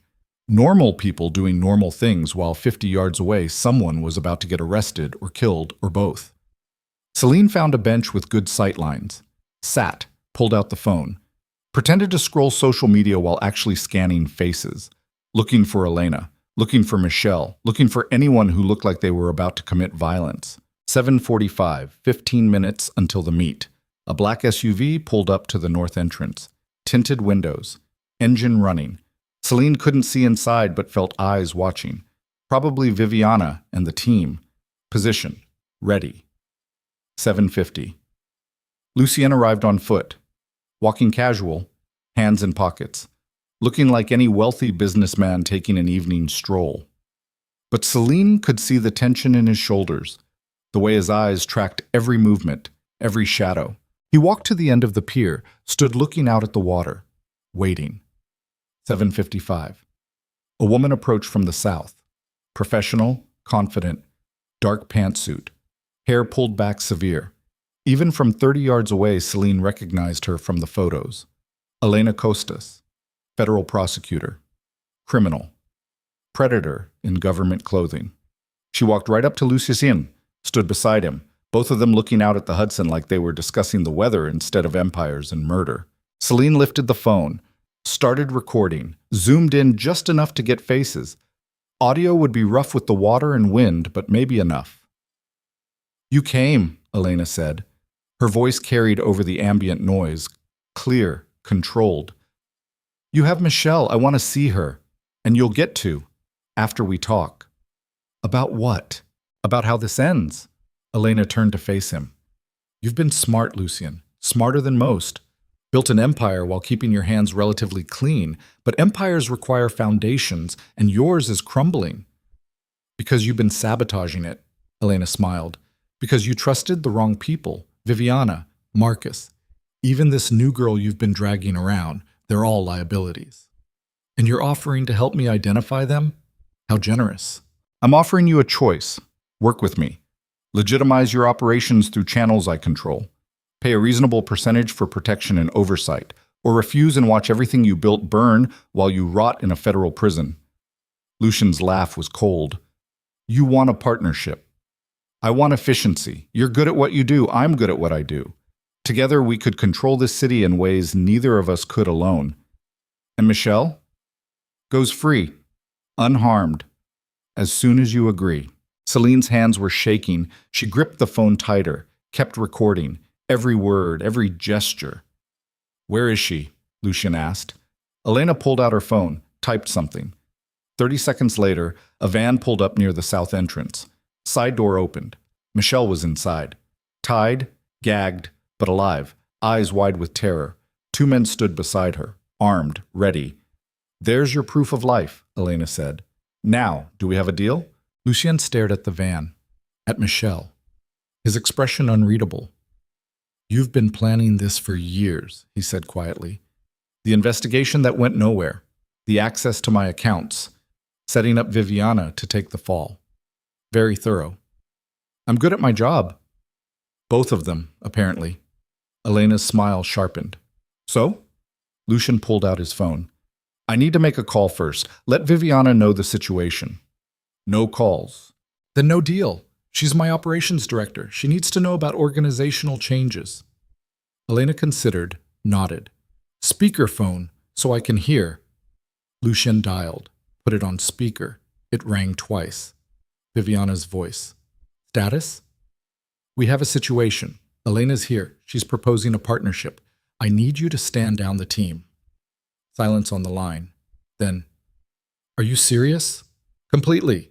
Pull everyone back. Let me handle this. Lucian, if you're making a deal with her, I'm making the smart choice, the one that keeps people alive, including Michelle. Stand down. That's an order. More silence. Then Viviana's voice, tight with something that might have been anger or fear or both. Understood. Standing down. The line went dead. Elena looked satisfied. Smart man. I have my moments. Lucian pocketed his phone. Now, let Michelle go and we can discuss terms properly. Michelle goes when I have your signature on a document that makes this official. Legally binding. Can't have you changing your mind later. She pulled a folder from her jacket. Unfolded papers. A contract. Actual legal language detailing a partnership between Lucian Moretti and Elena Costas for the purposes of security consultation and operational oversight. It would have been funny if it wasn't terrifying. Sign this, Elena said, producing a pen. And she walks free. You refuse, I make one call, and Michelle disappears forever while you get arrested on charges that will put you away for life. Lucian took the pen, looked at the contract, at Elena, at the van where Michelle sat tied and terrified. If I sign this, you own me. I own you already. This just makes it official. He put pen to paper. That's when everything went wrong. The gunshot came from somewhere behind Celine. Single shot. Clean. Professional. One of the armed men beside Michelle dropped, head snapping back, dead before he hit the ground. Elena spun, gun appearing in her hand like magic, screaming into a radio Celine hadn't seen. Contact north position! Move now! The second-armed man grabbed Michelle, started dragging her back into the van. Lucian lunged forward. Elena fired. The bullet caught him in the shoulder, spun him sideways. The pier erupted into chaos. People screaming, running. The street performer abandoning his tricks and sprinting for cover. Celine dropped flat behind the bench. Phone still recording, capturing everything. The panic. The violence. The way everything they'd planned disintegrated in seconds. More gunfire. Automatic weapons. The black SUV that had been waiting roared to life, Viviana's voice over a loudspeaker. Federal agents, stand down! Stand down now! But Elena wasn't federal. Her people weren't agents. They were private contractors. Mercenaries. And they opened fire on the SUV with everything they had. Glass shattered. Metal punctured. The SUV swerved, crashed into a barrier. Celine saw Viviana stumble out.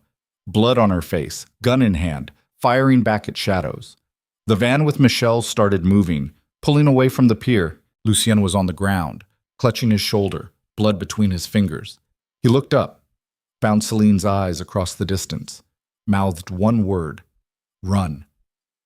But Celine was already moving, not away, toward the van, because Michelle was in there, and if that van disappeared, she was dead or worse, and nobody else seemed to be in position to stop it.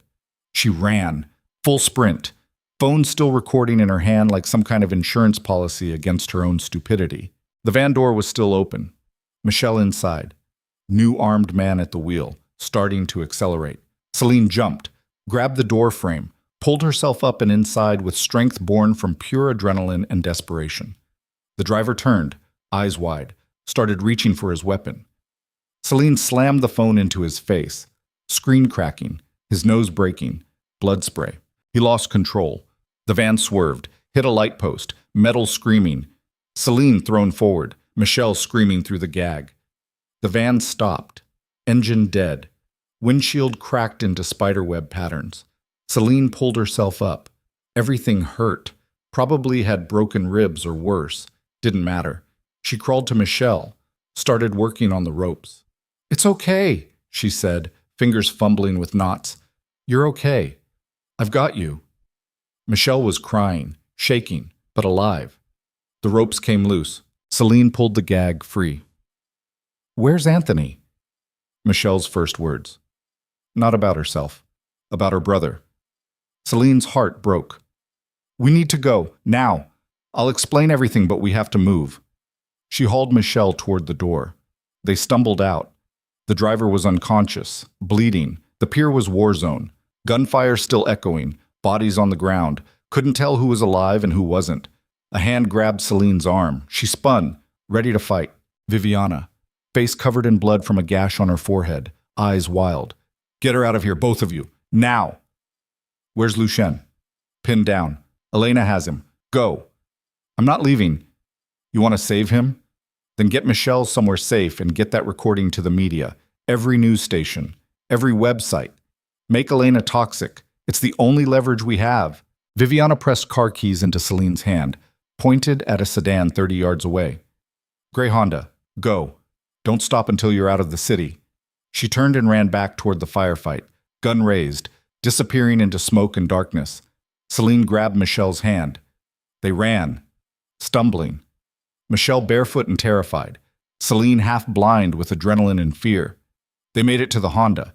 Celine fumbled with the keys, hands shaking so hard she could barely get them in the ignition. The engine started. She pulled out. Tires squealing. Drove away from the pier, from the gunfire, from Lucian bleeding on the ground, and Viviana charging back into hell. Michelle was sobbing in the passenger seat.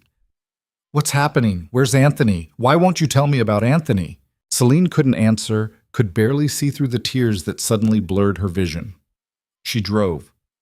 Through red lights, through intersections, not caring about traffic laws or safety, just distance, just away.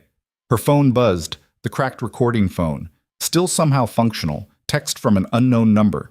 She opened it while driving. Stupid, dangerous, didn't care. A photo. Lucian, on his knees. Elena behind him, gun to his head. Then the message, you have the recording. I have him. Bring it to the address below in 1 hour, or watch him die on live television. Come alone, or he dies. Tell anyone, or he dies.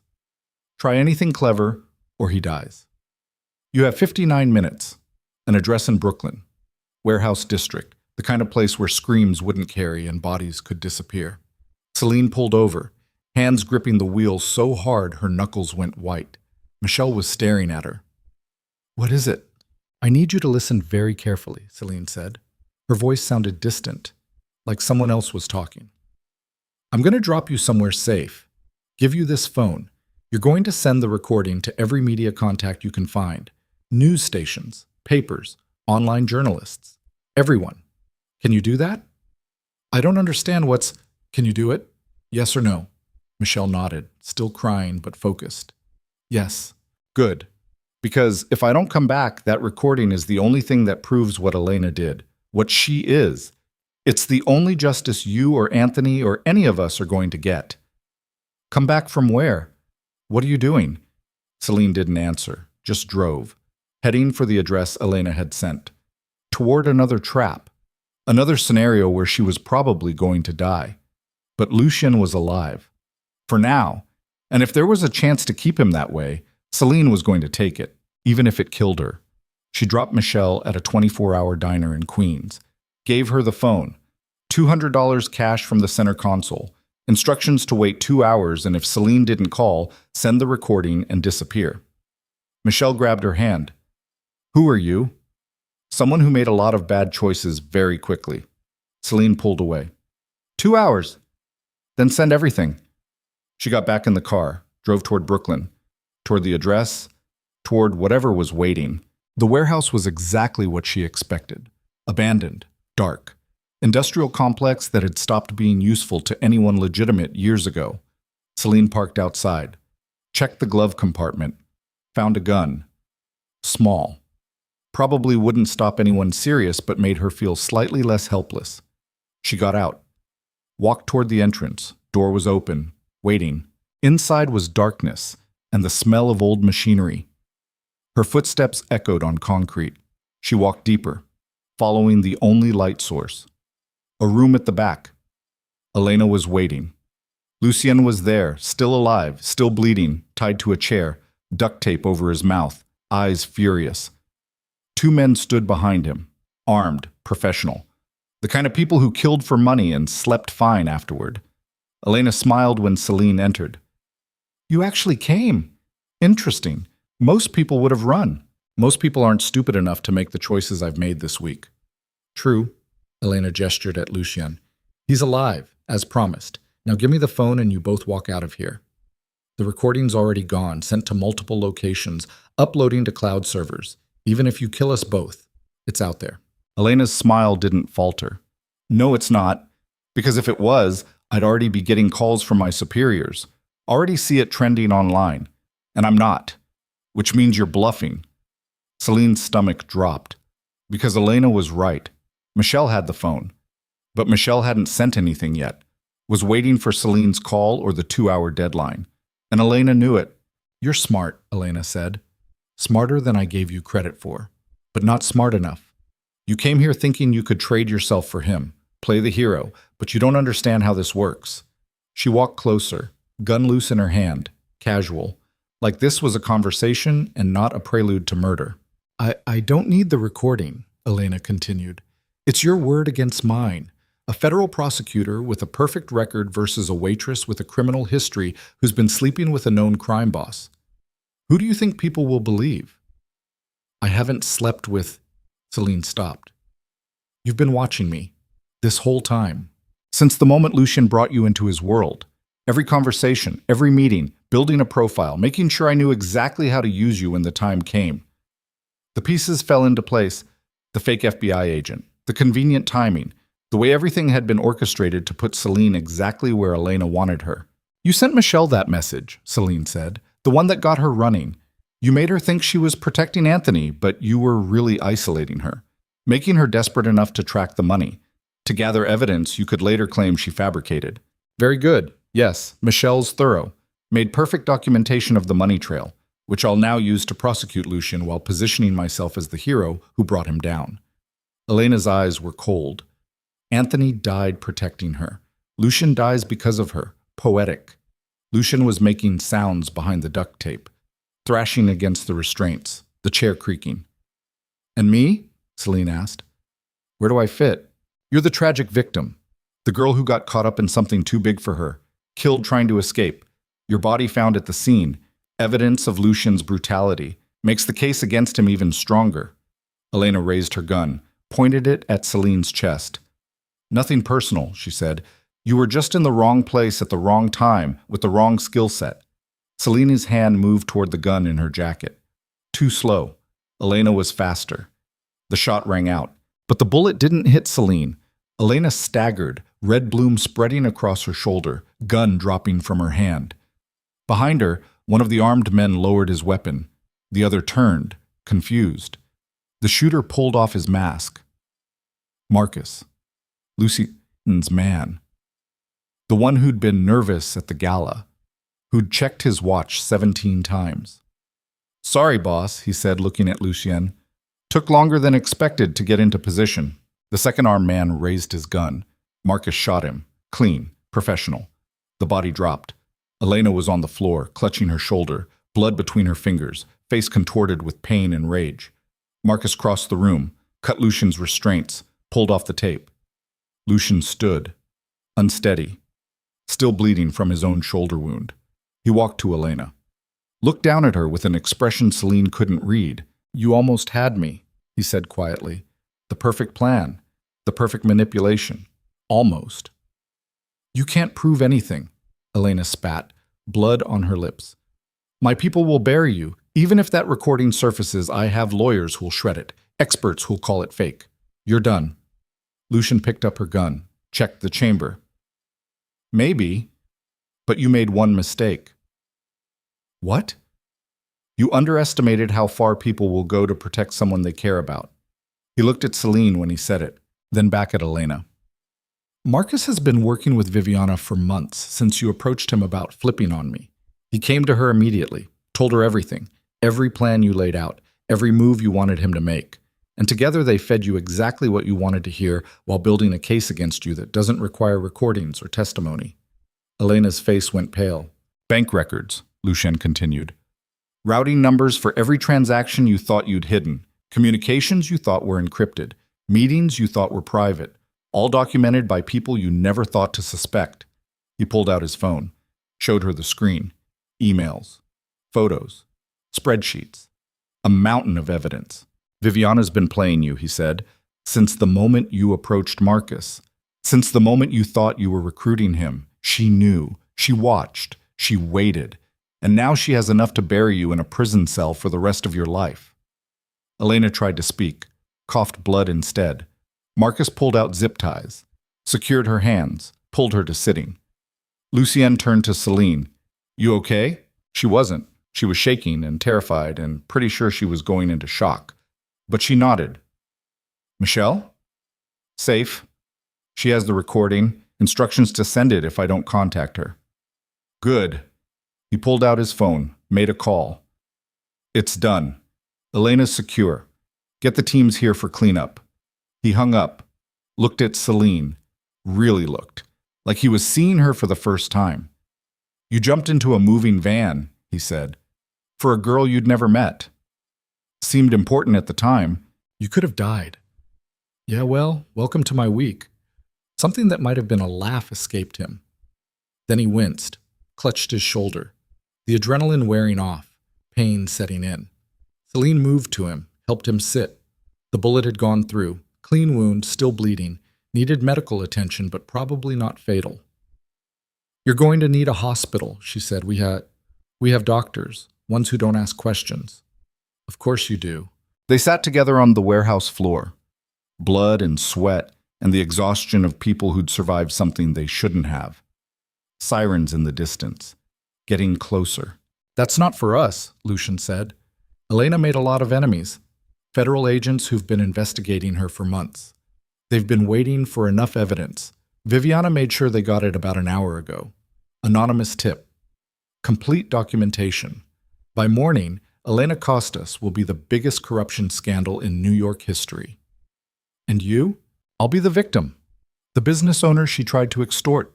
The man who cooperated with federal investigators to bring her down. He met her eyes. You and Michelle will be the heroes, the brave women who risked everything to expose the truth. That's not true. It's true enough, and it's the story that gets you out of this alive. The warehouse door opened. Viviana entered, limping, bandage on her head, but alive. Behind her, medical personnel with stretchers. She looked at Elena, at Lucian, at Celine. Everyone breathing? She asked. Mostly, Lucian said. Good enough. She pulled out her phone, started typing. Media's already running with preliminary stories, federal prosecutor under investigation, corruption allegations. It'll be national by morning, international by tomorrow. She looked at Celine. Michelle sent the recording 30 minutes ago to 17 different news organizations. It's already viral, 4 million views and climbing. You're both famous. Celine felt sick. I don't want to be famous. Too late. But famous beats dead. Viviana knelt beside Lucien, examined his shoulder. You need stitches, probably antibiotics, maybe surgery depending on what the bullet hit. It's fine. It's not fine. You're bleeding on my crime scene. Your crime scene? I'm the one who has to explain this mess to our lawyers. That makes it mine. She looked at the paramedics. Get him out of here. Private clinic on Lexington. They're expecting you. They moved Lucien onto a stretcher. He tried to protest. Viviana gave him a look that could have melted steel. Go. Before you pass out, and make this even more complicated. As they carried him toward the door, he reached for Celine's hand. Thank you. For tonight. For all of it. She squeezed his hand. Don't die in surgery. I've had enough death for 1 week. I'll try. They took him out, leaving Celine and Viviana and Elena and Marcus in the warehouse. Cleaning crew already arriving, making evidence disappear, making the scene look however it needed to look for whatever story they were selling. Viviana walked to Elena, looked down at her, expression unreadable. My father was a monster, she said quietly. Lucien was right to kill him. I spent years hating him for it, years planning revenge. And then I started working for him and realized something. He's not a monster. He's just a man trying to survive in a world that rewards monsters. She crouched down, eye level with Elena. You, though? You're the real thing. You sold justice, corrupted everything you were supposed to protect. And you did it for money, not survival, not protection, just greed. Elena spat blood at her feet. You're no different. You work for him. You profit from the same. I work to make things better, to transition dirty money into legitimate businesses, to reduce harm. You work to maximize it. Viviana stood. Federal agents will be here in 10 minutes. I suggest you use that time to think about how you want to spend the next 40 years in prison. She turned to Celine. Come on, let's get you somewhere you can fall apart in private. They walked out together, into the night, into a city that suddenly felt different, lighter, like some pressure had been released. A car was waiting. Viviana opened the door. Celine got in. Where are we going? Celine asked. To get Michelle, then to a hotel where you can both sleep without worrying about someone trying to kill you. And after that, Viviana was quiet for a moment. After that, you make a choice. Walk away. Take your money. Start over somewhere nobody knows your face. Or stay. Help us build something better than what we've had. Stay and do what? Whatever you want. Lucian's going to need people he can trust while he rebuilds. People who aren't afraid to tell him when he's wrong. People who jump into moving vans for strangers. Celine leaned back against the seat, exhausted, terrified, alive. Can I decide after I sleep for about 3 days straight? You can decide whenever you want. Viviana pulled out her phone, showed Celine the balance in her account. $100,000, as promised. That's yours, no matter what you choose. The car drove through Brooklyn, through neighborhoods that were sleeping and neighborhoods that never slept, through a city that contained multitudes. They picked up Michelle at the diner. She was pale, shaking, but alive. The recording had already spread across the internet like wildfire.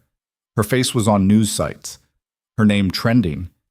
She got in the car, saw Celine, started crying. Anthony's dead, Celine said gently. I'm sorry. He died protecting you, trying to keep you safe. Michelle collapsed against Celine's shoulder, sobbed.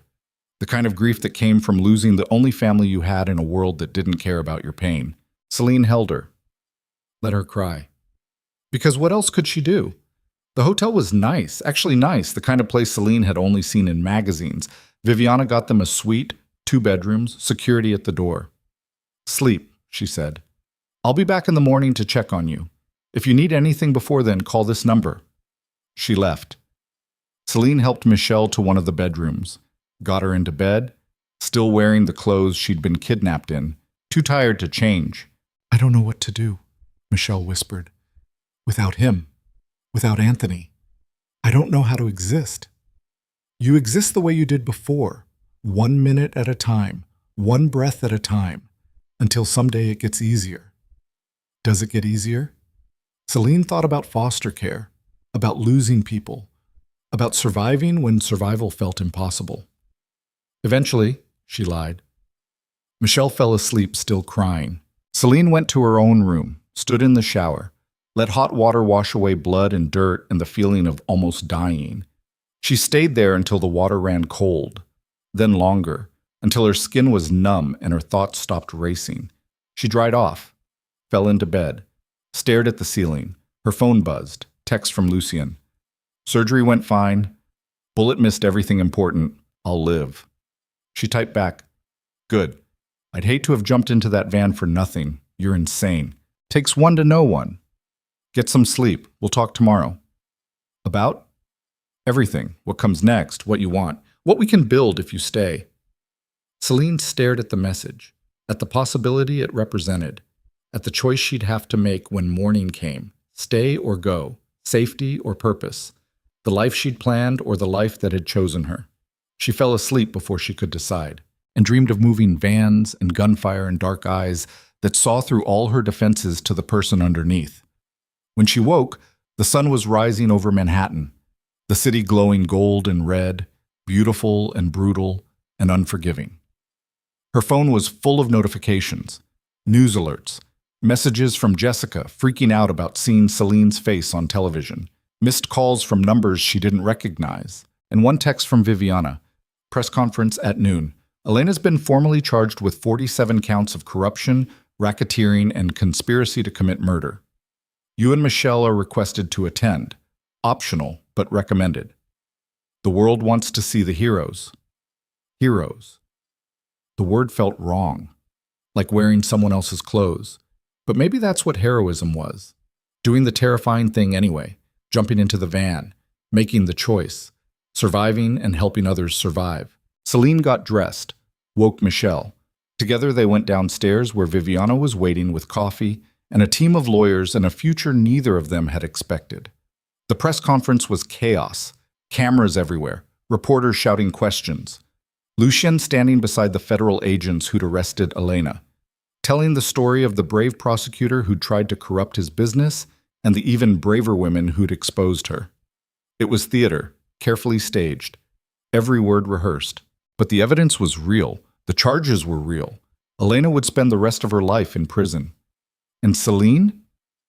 She stood at Lucian's side, Michelle beside her, Viviana behind them. A united front. Afterward, in a private room away from cameras and crowds, Lucien turned to Celine. "So," he asked, "what's your answer?" "To what?" "To everything. Stay or go. Help us or walk away. Build something or burn it all down." Celine looked at him, at Viviana, at Michelle still processing grief, at the city beyond the windows, at the choice that would define everything that came next. "I have conditions," she said. Lucien almost smiled. "Of course you do. No more lies, no more manipulation. If we're doing this, we do it honestly as this life allows." "Agreed. What else?" "Michelle gets protection, education, whatever she needs to finish medical school and build the life Anthony died protecting. Already arranged. And Jessica, my roommate, she stays safe, completely removed from this world. Whatever it takes." "Done." "Anything else?" Celine took a breath. "Yeah, one more thing. You teach me everything. How this world works, how to survive it, how to change it from the inside. I'm done being used, done being moved around like a piece on someone else's board. If I'm staying, I'm learning. I'm becoming someone who can't be manipulated." Lucian extended his hand. "Welcome to the Empire, Celine Vale. Let's see if we can make it into something worth keeping." She shook his hand and knew with absolute certainty that her life would never be simple again. But simple had never protected her. Maybe dangerous would. 3 months after Elena's arrest, Celine learned what it actually meant to work for Lucian Moretti. It meant 18-hour days learning systems that most business schools would never teach. Money laundering disguised as real estate investments, supply chains that moved legitimate products alongside illegal ones, protection rackets rebranded as security consulting. Everything documented in language clean enough to pass audits, but dirty enough that everyone involved knew exactly what they were really selling. It meant sitting in rooms with men who'd killed people and discussing quarterly projections like they were talking about weather patterns. It meant learning to read faces for lies, voices for fear, silences for threats. It meant becoming someone she barely recognized when she looked in mirrors. Jessica had taken the money Celine offered and moved to Portland, got an apartment, enrolled in community college, sent texts every few days that got progressively more worried about what Celine was becoming. The last one had said, "I saw you on the news again, standing next to him. You look different, harder. I miss my friend. I hope she's still in there somewhere." Celine hadn't responded, because she wasn't sure Jessica's friend existed anymore. Michelle was thriving. Full scholarship to Columbia Medical School, apartment in a safe neighborhood with security Lucian paid for, therapy 3 times a week to process Anthony's death. She'd stopped calling Celine after the first month. Too many memories. Too much pain. Celine understood. The penthouse had become her second home, sometimes her first. She kept clothes there now, a toothbrush in the guest bathroom, coffee she liked in the kitchen. Small invasions that marked territory she hadn't meant to claim. Lucian watched it happen with an expression she couldn't quite read. Not quite approval, not quite concern. Something in between that made her nervous and drawn to him in equal measure. They hadn't touched beyond professional necessity.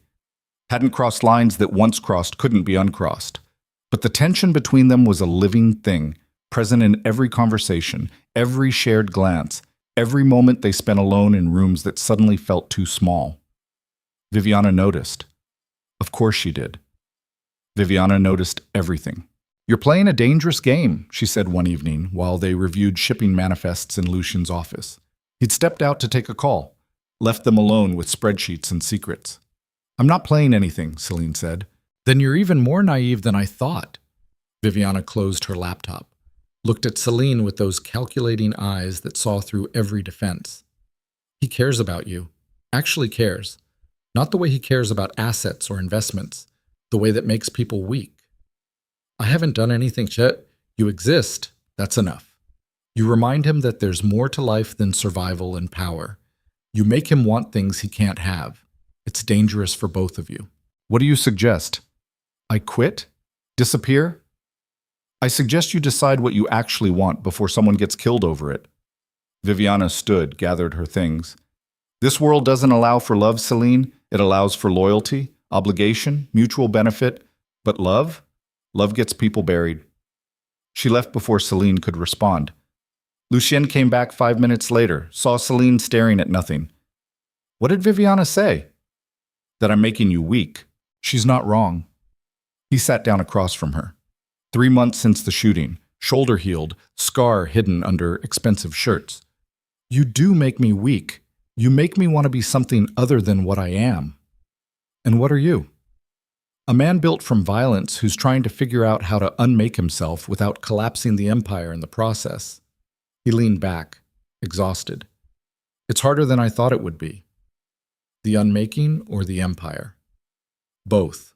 Silence filled the office, city lights glowing beyond the windows, the constant hum of a place that never stopped moving or demanding or consuming. I've been thinking, Lucian said quietly, about going legitimate, actually legitimate, shutting down everything illegal, converting assets, paying taxes like a normal person. That would take years, probably decades, but it's possible. Viviana's been planning it, creating shell companies that actually do what they claim to do, building legitimate businesses we can transition into. Why tell me this? Because if I do it, I'll need people I trust, people who aren't invested in keeping things dirty, people who want to see this become something better. He met her eyes. People like you. Celine's heart was hammering. You're offering me what? A partnership?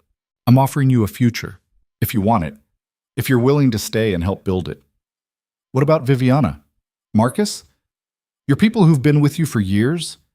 They'll stay. But they're products of the old system. They think in terms of territory and power.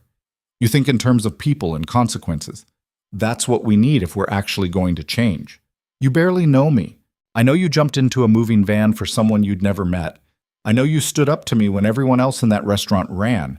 I know you're either the bravest person I've ever met or the most reckless, and I can't decide which scares me more. The confession hung between them.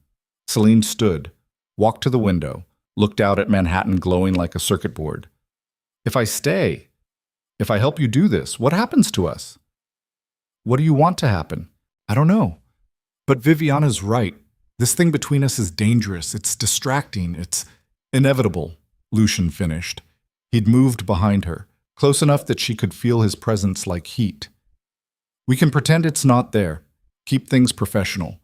Bury it under work and distance and all the rational reasons why it's a bad idea.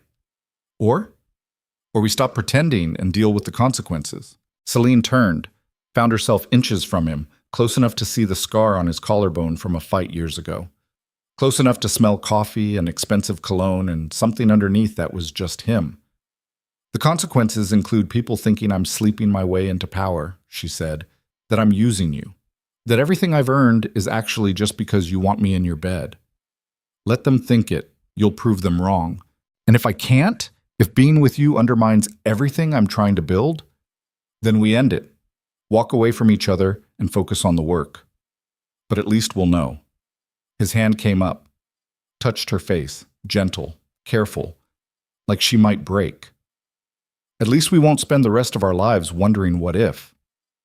Celine's breath caught, every rational part of her brain screaming that this was a mistake, that mixing business with whatever this was would destroy both.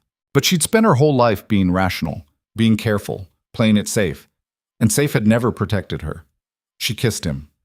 His response was immediate, hands sliding into her hair, pulling her closer, the kiss desperate and hungry and months of tension releasing all at once. They broke apart, both breathing hard, both knowing they'd just crossed a line that couldn't be uncrossed. This is a terrible idea, Celine said, probably the worst I've ever had. We'll regret it. Almost certainly. He kissed her again, deeper this time. But not tonight. They made it to his bedroom, barely, leaving a trail of clothes and common sense in their wake. The sex was intense and complicated, and everything Celine had known it would be. Not gentle, not safe, just honest in a way that terrified her. Afterward, they lay in the dark, her head on his chest, his fingers tracing patterns on her shoulder. The city beyond the windows still glowing, still demanding, still not caring about the choices people made in the dark. "This changes everything," she said quietly. "I know. Viviana's going to kill us both." "Probably." His arm tightened around her. "Worth it, though." Celine almost laughed. "You're insane." "Takes one to know one." They fell asleep tangled together, two broken people trying to build something whole from pieces that didn't quite fit. Morning came too fast. Celine woke to her phone ringing, Viviana's name on the screen. She answered. "Yeah? We have a problem. Get to the office, now." "What kind of problem?" "The kind where people die if we don't move fast. You have 20 minutes. The line went dead. Lucian was already up, dressing, moving with the efficiency of someone used to emergencies. "What's wrong?" "Viviana didn't say. Just said people might die." They made it to the office in 15 minutes. Viviana was waiting, face grim, Marcus beside her looking worse. "Elena's lawyer filed an appeal," Viviana said without preamble, claiming evidence was obtained illegally, contaminated chain of custody. "They're saying the recordings were doctored, that we fabricated everything to frame her." "That's insane," Celine said. "There are witnesses, documentation, all of which came from us. People connected to Lucian. The judge is reviewing everything. Preliminary hearing in 72 hours. If they throw out the evidence, Elena walks." Silence filled the office. "How?" Lucian's voice was cold. "How is this possible?" "Her lawyer's good. Former DOJ connected. And Elena still has friends in powerful places, people who benefit from her being free, people who will make sure the evidence disappears if they can." "What do we need?" Celine asked. "More witnesses? Independent verification? We need the one person who can verify everything without connection to us." Marcus pulled up a file on his laptop. "David Chen, FBI agent. He was investigating Elena independently before our evidence came forward. Has his own documentation, his own witnesses. If he testifies, it corroborates everything. So get him to testify." "We can't find him. He's disappeared. Went dark 2 weeks ago. No contact with his office, no credit card activity, no phone pings. Just gone." Viviana pulled up photos. Agent Chen, mid-40s, serious expression, the look of someone who'd spent years chasing people through darkness. "He was getting close to something," she said. "Had informants inside Elena's operation, people who could testify about the money, the corruption, the murders. Then he vanished." "You think Elena got to him?" Celine asked. "I think someone did. Whether it was Elena or someone protecting her, the result's the same. Without Chen's testimony, our case falls apart. Elena walks, and everyone who helped put her away becomes a target." The implications settled over the room like fog. "We find him," Lucian said, "whatever it takes, however long it takes. We find him, and we get him to that hearing." 72 hours, Marcus reminded him. Not a lot of time. "Then we don't waste any." Lucian looked at each of them. "Viviana, pull Chen's file. Everything. Where he lived, worked, who he loved. Find the thing that would make him run and hide. Celine, you're with me. We're going to visit some of Elena's former associates, people who might know where Chen went." "And if they don't want to talk?" Celine asked. Lucian's smile was cold. "They'll talk." The next 48 hours were a blur of violence and desperation. They started with Elena's former assistant, a woman named Patricia who'd flipped on her boss to save herself. She lived in a safe house in New Jersey. Federal protection, armed guards. Lucian walked past the guards like they weren't there. Showed credentials that shouldn't have worked but did. Money bought access. Fear bought silence. Patricia was terrified. Small woman, 50s, the kind of person who'd spent a career following orders and never questioning where they led. "I don't know anything about Agent Chen," she said, voice shaking. "I already told the FBI everything I know." "Tell us what you told them," Celine said. Gentle, calm, playing good cop to Lucien's silent threat. "Please." A man's life depends on it. Elena was worried about someone, an agent who was getting too close.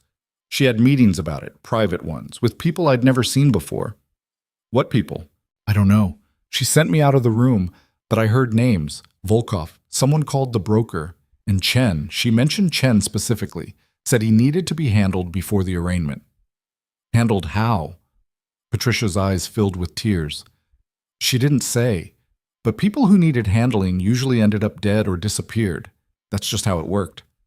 They left her crying in her safe house. Next was one of Elena's financial advisors, a man named Thomas, who'd helped move the money, wash it through shell companies, make it legitimate. He was harder to find, living under a different name in Connecticut, paranoid, security system, dog that looked like it ate intruders for breakfast. Lucian bypassed the security, picked the lock, disarmed the system with codes he shouldn't have had. The dog turned out to love people, especially people who brought treats. Thomas was in his study, drinking scotch, reading files he probably shouldn't have kept. He looked up when they entered. Didn't seem surprised. Wondered when someone would come, he said, poured himself another drink. Didn't offer them any. Elena's people or yours? Ours, Lucian said. We're looking for Agent Chen. Why would I know where he is? Because you moved money for Elena, set up accounts, fake identities. You're good at making people disappear on paper. Maybe you helped Chen disappear in person. Thomas laughed, bitter. You think I'd help a Fed? After what they did to me? Destroyed my career, my reputation? Made me testify against Elena to save myself from prison? You'd help him if she was threatening something you cared about more than your career, Celine said. She'd been looking at the photos on his desk. Thomas with a woman, with kids, grandkids. Your family. Thomas's expression shifted, fear replacing bravado. Elena can't touch them, he said. She's in prison, under guard. Her lawyer's filing appeals. If she walks, what do you think happens to everyone who testified against her? Lucian leaned forward. She'll come for all of you, your family, your new life, everything you built after you flipped. It'll burn. Unless we can keep her locked up, Celine added, which requires Chen's testimony, which requires finding him. Help us and we protect your family. Refuse and you're on your own when she gets out. Thomas stared at his scotch, hands shaking, the weight of impossible choices pressing down on him. He came to me 6 weeks ago, he finally said, asked for help creating a new identity, said Elena's people were closing in, that he'd discovered something that would destroy her completely, but he needed to survive long enough to use it. What did he discover? He wouldn't say, just that it was bigger than corruption, bigger than the money, something that connected Elena to people who could make federal agents disappear permanently. Did you help him? I gave him documents, passport, credit cards, bank account under a false name. Told him to run far and don't look back. Where did he go? I don't know. That was the point. The less I knew, the less I could tell if someone like you came asking questions. Lucien's patience was visibly wearing thin. You must have some idea, a city, a direction, something. He mentioned upstate, somewhere remote, said he needed to disappear into woods in silence until the trial. Thomas pulled out a piece of paper, wrote an account number. This is the bank account I set up for him. If he's using it, you might be able to track transactions. See where he's spending money. Celine took the paper. Thank you. Don't thank me. Just make sure Elena stays locked up. Because if she doesn't, he looked at his family photos. I don't want to know what happens next. They left him in his study, drinking scotch, staring at pictures of people he might not be able to protect. Viviana tracked the account. 3 transactions in the last 2 weeks. All in the same small town upstate. Population 800. The kind of place where strangers stood out and questions weren't welcome.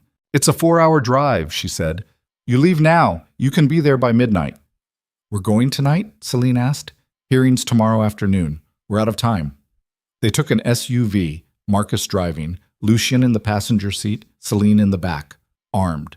Because Viviana had insisted and Celine had stopped arguing about carrying weapons weeks ago. The drive north was quiet. City lights fading into darkness.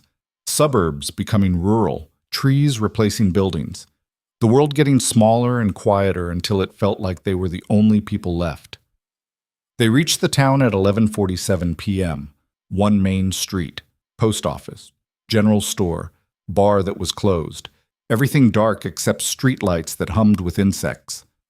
Account shows transactions at the general store, Marcus said, but it's closed now. We'll have to wait until morning. Or we ask around, Lucian said. He pointed at a house with lights on, smoke coming from the chimney. Someone's awake. They knocked. An old woman answered. 70s, suspicious eyes, shotgun within reach. Help you? She asked. We're looking for someone, Celine said, stepping forward, less threatening than the men. Man in his 40s, probably keeping to himself, might be using a different name. Why are you looking? He's in danger. We're trying to help him. The woman studied her. Then Lucian. Then Marcus. You don't look like helpers. You look like trouble. We're both, Lucian admitted. But the man we're looking for has information that could save lives. We need to find him before people who want him dead do. Lots of folks come here to hide, the woman said. We don't ask questions. Don't appreciate outsiders asking them either. Please, Celine said. A federal prosecutor is trying to kill him. If we don't find him first, he's dead, and a lot of other people die with him. The woman's expression softened slightly. There's a man staying at the old Hutchins cabin, 3 miles north on Timber Road, keeps to himself, pays cash. That who you're looking for? Could be, thank you. Don't thank me yet. Road's rough, cabin's isolated, and if he doesn't want to be found, you'll have trouble convincing him otherwise. They drove north. Timber Road was barely a road. More like suggestions of where a road used to be. Trees pressing close. Darkness absolute. The cabin appeared suddenly. Lights off. Truck parked outside. Smoke from the chimney suggesting someone was home. They parked. Got out. Approached carefully. Weapons ready but not raised. Not wanting to spook someone who might be armed and paranoid. Lucien knocked. Silence. Knocked again. Agent Chen, he called. We need to talk. It's about Elena Costas. Movement inside. Footsteps. Then the door opened a crack. A man peered out. Matched the photo. David Chen, but thinner, harder, eyes that had seen too much. Who the hell are you? He asked, gun visible in his hand. My name is Lucian Moretti. This is Celine Vale and Marcus. Chen slammed the door. They heard locks engaging, furniture being moved. Wait, Celine shouted. We're not here to hurt you. Elena's getting out. Her lawyer's claiming our evidence was fabricated. We need your testimony to keep her locked up. Silence. Then Chen's voice through the door. Your evidence got contaminated because you're criminals trying to take down a federal prosecutor. I'm not helping you frame an innocent woman. Celine and Lucian exchanged looks. You think Elena's innocent? Lucian asked. I think you're Mafia trash trying to destroy someone who was investigating you. I've read the case, seen the evidence. It's too perfect, too convenient. She was building something against you, and you manufactured a conspiracy to bury her. She murdered people, Celine said. She tried to have us killed. She's the conspiracy. Says the waitress sleeping with a crime boss. Real credible. The words stung. Celine felt Lucian tense beside her. We have proof, she said, keeping her voice steady. Independent documentation, recordings, witnesses who have no connection to Lucian. Then you don't need me. Yes, we do. Because the judge is throwing out our evidence, saying it's tainted. Your investigation was separate, independent. If you testify, it corroborates everything, proves Elena's guilty. Or it makes me part of your frame job. Marcus stepped forward. Agent Chen, I'm former NYPD, worked organized crime for 12 years before going private. I know what dirty looks like. This isn't dirty. Elena Costas has been running a criminal empire for years, using her position to steal and extort and murder. She's everything we're supposed to fight against. Former cop, Chen scoffed. Even better. Now you're a traitor working for the enemy. The enemy? Marcus's voice hardened. Elena killed 3 federal agents to fake an escape. Murdered a kid named Anthony to silence his sister. Tried to have Lucian and Celine assassinated on a public pier. What kind of innocent prosecutor does that? Silence from inside. Then movement. The door opened wider. Chen stood there, gun still in hand but lowered. You have proof about the agents? Ballistics reports, communications. The whole thing was staged to look like Anthony escaped, but Elena's people killed him and the agents to cover the trail. Chen's face went pale. Those were my colleagues. Good people. We thought Anthony killed them. He didn't. Elena did. And she'll kill more if she gets out. Celine pulled out her phone, showed him files, photos, documentation that Viviana had compiled. Look at it. Actually look, then tell us we're lying. Chen took the phone, read, scrolled, his expression shifting from suspicion to horror to rage. Son of a bitch, he whispered. She actually did it. The appeals, the evidence challenges, I thought it was just good lawyering, but she's actually trying to walk. Hearings tomorrow afternoon, Lucian said. We need you there, testifying to your independent investigation, corroborating what we found. If I do this, my career's over. Testifying alongside criminals, helping a mafia boss, I'll be investigated, probably prosecuted myself. Maybe, but Elena stays locked up. The agents she killed get justice, and you sleep knowing you did the right thing even when it cost you everything. Chen looked at them, really looked, seeing past their clothes and backgrounds to the desperation underneath. You really think you can win? He asked. Against Elena's lawyers, her connections, everything she's built? With your help, Celine said. Yes. Chen was quiet for a long moment. Then he lowered his gun completely. I need to pack. Get my files. Evidence I've been compiling. If we're doing this, we're doing it right. How long? Hour, maybe less. We don't have less. Hearing's at 2 p.m. It's after midnight now. 4-hour drive back. We need to leave in 30 minutes. Then help me pack. They moved into the cabin. Chen had been living like a fugitive. Minimal furniture. Files stacked everywhere. Evidence pinned to walls like a conspiracy theorist's nightmare. Except this conspiracy was real and documented and horrifying. I've been tracking her for 3 years, Chen said while throwing clothes in a bag. Since before she started targeting Lucian, she's been building towards something, using her position to create a criminal empire that operates under the cover of federal authority. But I could never prove it, never get close enough without her knowing. What changed? Marcus asked. She got sloppy, started trusting the wrong people. One of her contractors flipped, gave me locations, communications. I was building a case. Then she found out, sent people to kill me. I barely got out alive. He pulled documents from a safe, handed them to Celine. This is everything. Bank records, communications, evidence of bribery, money laundering, conspiracy to commit murder. It's all here, independent of anything you collected. Celine looked through it, recognized names, transactions, patterns that matched what Viviana had found. This wasn't manufactured. This was real.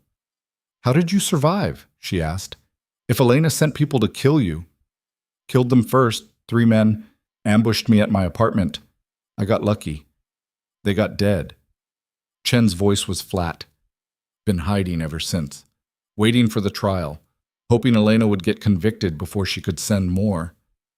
She almost walked, Lucian said. If we hadn't found you, but you did. So let's make sure she stays buried. They packed everything. Files, hard drives, evidence that represented 3 years of work and sacrifice. Loaded it into the SUV. The drive back was tense, Chen in the back with Celine, going through files, preparing testimony. Marcus driving faster than was safe. Lucian making calls, coordinating with Viviana, making sure everything was ready for the hearing. They hit traffic outside the city. Construction, accident, something that turned a 4-hour drive into 5 hours. The hearing was in 3 hours. We're not going to make it, Marcus said. Yes, we are. Lucian was typing, phone calls, messages. Viviana's filing for a continuance. Medical emergency. We'll get a delay. What medical emergency? Mine. Shoulder injury flaring up, needs immediate attention, bought us maybe an hour. Chen looked at him. You're committing fraud to delay a federal hearing. I'm doing whatever it takes to make sure justice happens. You have a problem with that? 3 months ago, I would have. Chen smiled. Grim. Now, do what you have to do. They made it to the courthouse at 2:47 p.m. Hearing had been delayed until 3. Judge was pissed. Lawyers were furious. Elena sat at the defense table looking smug, like she'd already won. Her expression changed when Chen walked in. Shifted from smug to shocked to terrified in the span of 3 seconds. Her lawyer stood. "Your Honor, we weren't informed of any additional witnesses. This is highly irregular. Agent Chen has been cooperating with federal investigators independently," the prosecutor said, standing quickly, clearly briefed by Viviana. "His testimony is crucial to establishing the veracity of evidence the defense claims is fabricated." The judge looked tired, annoyed, ready to go home. "Fine, let's hear it. Agent Chen, please take the stand." Chen was sworn in. Sat. Looked directly at Elena. "Agent Chen," the prosecutor began, "can you describe your investigation into Elena Costas?" "I've been investigating Ms. Costas for 3 years, initially for suspicion of accepting bribes. That investigation expanded when I discovered she was running a criminal enterprise using her position as federal prosecutor to protect illegal operations while prosecuting competitors." "And what evidence did you gather?" "Bank records showing deposits from shell companies connected to criminal organizations, communications between Ms. Costas and known criminals, witness testimony from people she attempted to bribe or coerce, documentation of at least 17 instances where she deliberately sabotaged investigations into operations she was protecting." Elena's lawyer objected. "Your Honor, this is clearly coordinated testimony. Agent Chen is working with Mr. Moretti to—" "Agent Chen's investigation predates any involvement from Mr. Moretti by 2 years," the prosecutor interrupted. "His evidence was gathered independently through legal channels, with proper warrants and oversight." The judge reviewed files, read, compared notes. "The objection is overruled. Continue." Chen testified for 90 minutes, laying out 3 years of investigation, every transaction, every communication, every murder that connected back to Elena. By the time he finished, Elena looked like she might be sick. Her lawyer tried cross-examination, tried to poke holes in Chen's timeline, suggest corruption or collusion. Chen dismantled every attempt, calm, professional, unshakable. When it was over, the judge adjourned. "I'll review all evidence and testimony, issue a ruling within 48 hours. They left the courthouse, Chen, Lucian, Celine, Marcus, Viviana waiting outside. "How'd it go?" she asked. "He was perfect," Celine said, looking at Chen. "Absolutely perfect." Chen shrugged. "Just told the truth. What happens now?" "Now we wait," Lucian said, "and hope it was enough." They waited in the penthouse, too wired to sleep, too nervous to eat, just drinking coffee and staring at phones. The ruling came 36 hours later. Judge denied the appeal. Evidence stood. Elena's convictions held. She'd spend the next 40 years in federal prison. Celine read the notification 3 times, making sure it was real, that they'd actually won. Chen was staying in a hotel nearby.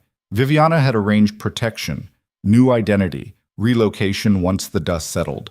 But for now, they were all in Lucien's office, drinking champagne that cost more than most people's rent, celebrating justice that shouldn't have required criminals to deliver it.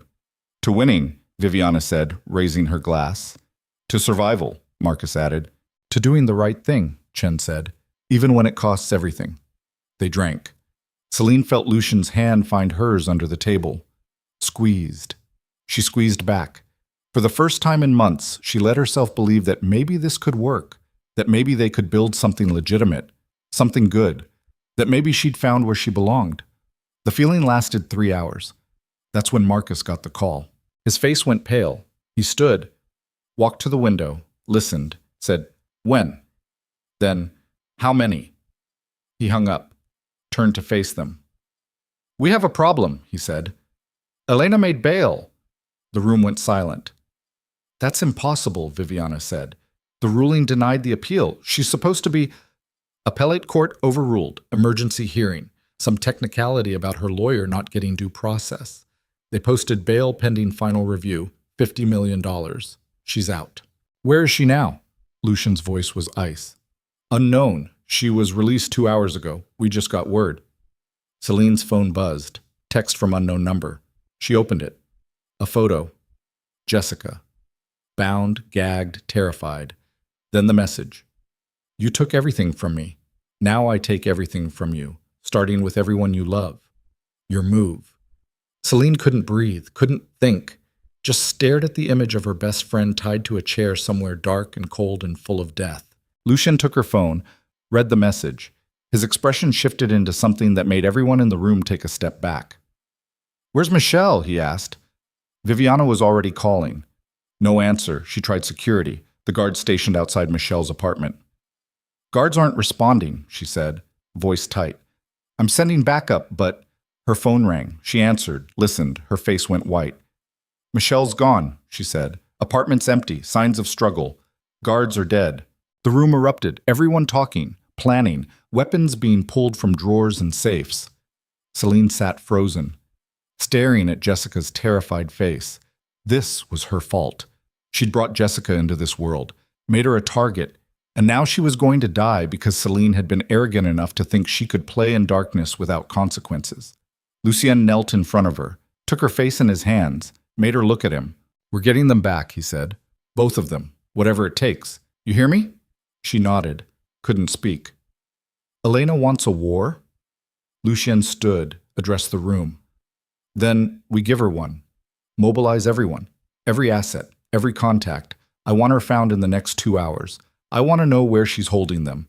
And I want enough firepower to level whatever building she's hiding in." "This is exactly what she wants," Viviana warned. "She's baiting you, wants you to come in guns blazing so she can kill you and claim self-defense. I don't care what she wants. She took innocent people to get to us. That's a line you don't cross." "Lucien, no." His voice cut through the room. "I've spent 3 months trying to go legitimate, trying to be better, building something that doesn't require violence. But some people only understand one language, and Elena just reminded me that I'm fluent." He pulled out his phone, made a call. "It's me. Activate everyone. Full mobilization. Target is Elena Costas, presumed armed and extremely dangerous. Rules of engagement. Find her, contain her, call me before anyone does anything stupid."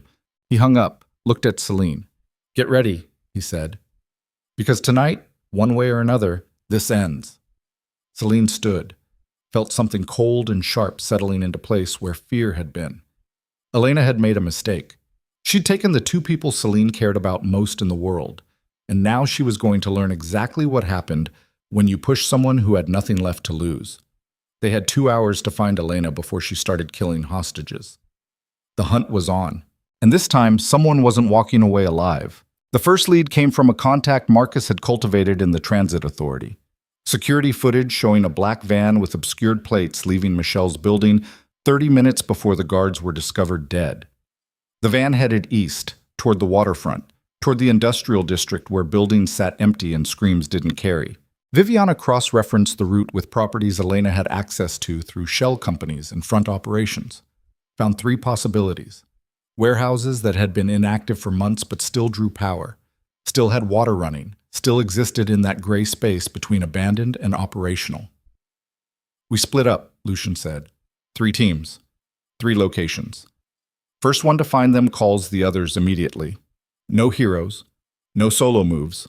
We do this together or not at all. Celine checked the gun Viviana had given her. Glock 19, 15 rounds. Safety off. Heavy in her hand, but not unfamiliar anymore. 3 months of training had made her competent, if not comfortable. She could hit targets, could handle recoil, could pull the trigger when necessary. Whether she could actually kill someone remained theoretical. Tonight, that theory would get tested. "You're with me," Lucien said. Not asking, stating. "Marcus takes the south warehouse, Viviana takes east. We take west." "Why split up?" Celine asked. "Why not hit each location with full force?" "Because Elena's smart. She knows we're coming, knows we'll mobilize everything we have. If we show up with an army, she kills the hostages immediately. But if we come quiet, cautious, we might get close enough to matter." The logic was sound. The execution was terrifying. They moved out in separate vehicles. Celine and Lucien in an unmarked sedan. Chen insisted on coming, said he'd tracked Elena this long and wasn't about to sit out the ending. Nobody argued. His testimony had saved them once. His gun might save them again. The West Warehouse sat on the edge of the Gowanus Canal, water that looked like oil in the darkness. Building that had manufactured textiles once upon a time before the jobs went overseas and the structure became a corpse. Chain link fence, broken windows, graffiti declaring territory for gangs that had probably moved on years ago. No lights visible, no movement. Could be empty. Could be a trap. They parked 3 blocks away, approached on foot. Chen moving like he'd done this 1,000 times. Lucian moving like violence was a language he'd been speaking since birth. Celine trying not to shake. The fence was cut, recent, metal edges still bright where bolt cutters had sheared through.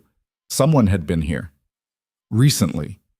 They slipped through, moved along the building's perimeter, looking for entry points, for guards, for any sign they were in the right place.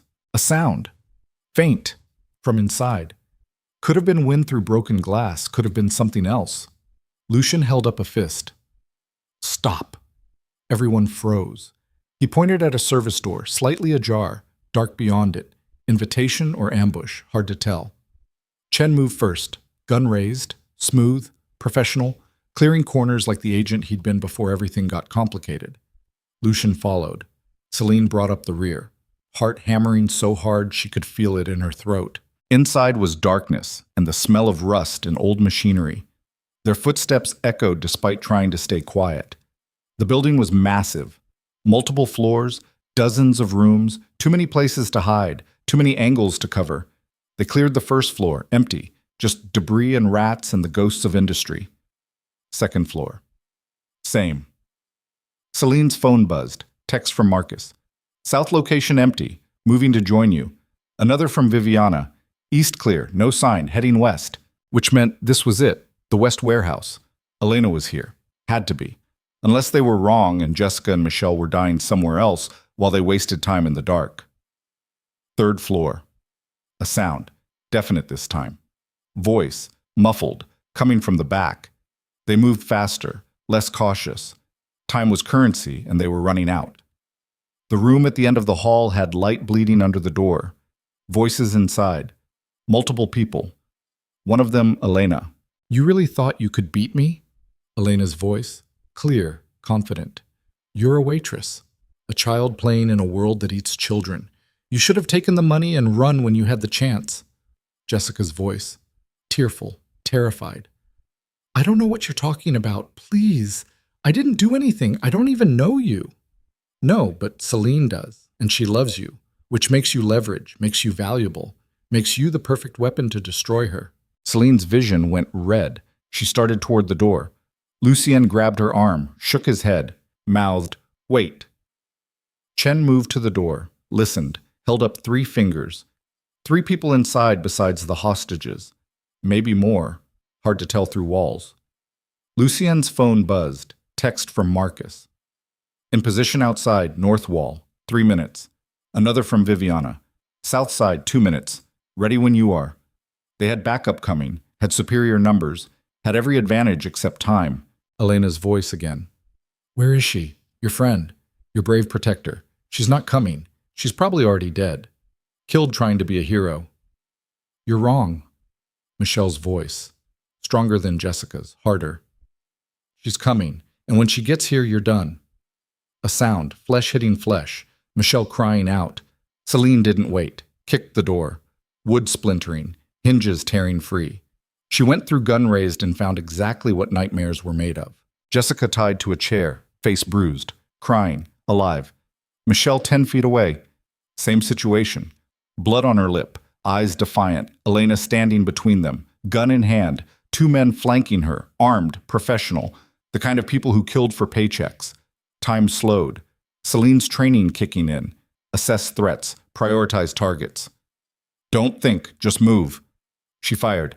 Double tap. Center mass. The guard to Elena's left dropped. Dead before he understood what happened. Lucian came through behind her. Took the second guard. 3 shots. Chest and head. Professional. Clean. Chen covered the door, making sure no reinforcements came through, which left Elena. Gun now pointed at Jessica's head, finger on the trigger, 1 squeeze away from making Celine's worst nightmare real. Drop it, Elena said. Calm, like this was negotiation and not desperation. All of you, drop your weapons or I kill her right now. Celine's gun didn't waver, pointed at Elena's chest. Center mass. Easy shot, except Jessica was right behind her. Except if Celine missed even slightly, the bullet would hit her best friend instead of her enemy. "You're not walking out of here," Celine said, voice steadier than she felt. "You kill her, and you die half a second later. That's not leverage. That's suicide." "Maybe. But you'll live knowing you got her killed. That'll eat at you forever. Every day. Every breath. You'll remember that she died because you couldn't save her. Or I shoot you now and she lives. That math seems better." Elena smiled. Blood on her teeth from where Lucian had shot one of her guards and spray had caught her face. "You won't. Because you're not like me. You still think there are lines, rules, ways this is supposed to go. I stopped believing in lines years ago." She shifted, gun pressing harder against Jessica's temple, Jessica whimpering, eyes squeezed shut, praying to whoever might listen that this wasn't how her story ended. "Last chance," Elena said. "Guns down, or she dies and we see if you can live with it." Celine looked at Lucian. He gave the smallest shake of his head. "Don't do it. Don't give up the advantage." But advantage didn't matter if Jessica's brains ended up on the wall. Celine lowered her gun. "Smart girl," Elena said. "Now kick it over here." Celine kicked it, the Glock sliding across concrete, coming to rest at Elena's feet. "You too," Elena said to Lucian. "No." His voice was ice. "You want him. You'll have to shoot through the hostage to get me. And the second you do, you're dead." Elena considered, calculating odds, measuring outcomes. The door behind them exploded. Marcus and 4 men pouring through, weapons raised. Elena suddenly outnumbered 8-1. Her expression shifted, confidence cracking, reality setting in. She was trapped, outgunned, outmaneuvered, but she still had Jessica. "You think this is over?" Elena's voice was rising, panic bleeding through. "You think I'm the only one? I have people everywhere, judges, politicians, federal agents you'll never identify. You cut off one head and 3 more appear. That's how this works." "Maybe," Lucian said, "but you'll be dead, so you won't get to see it. And she'll be dead too." Elena pressed the gun harder, Jessica crying, hyperventilating. "Is that acceptable losses? Her life for mine?"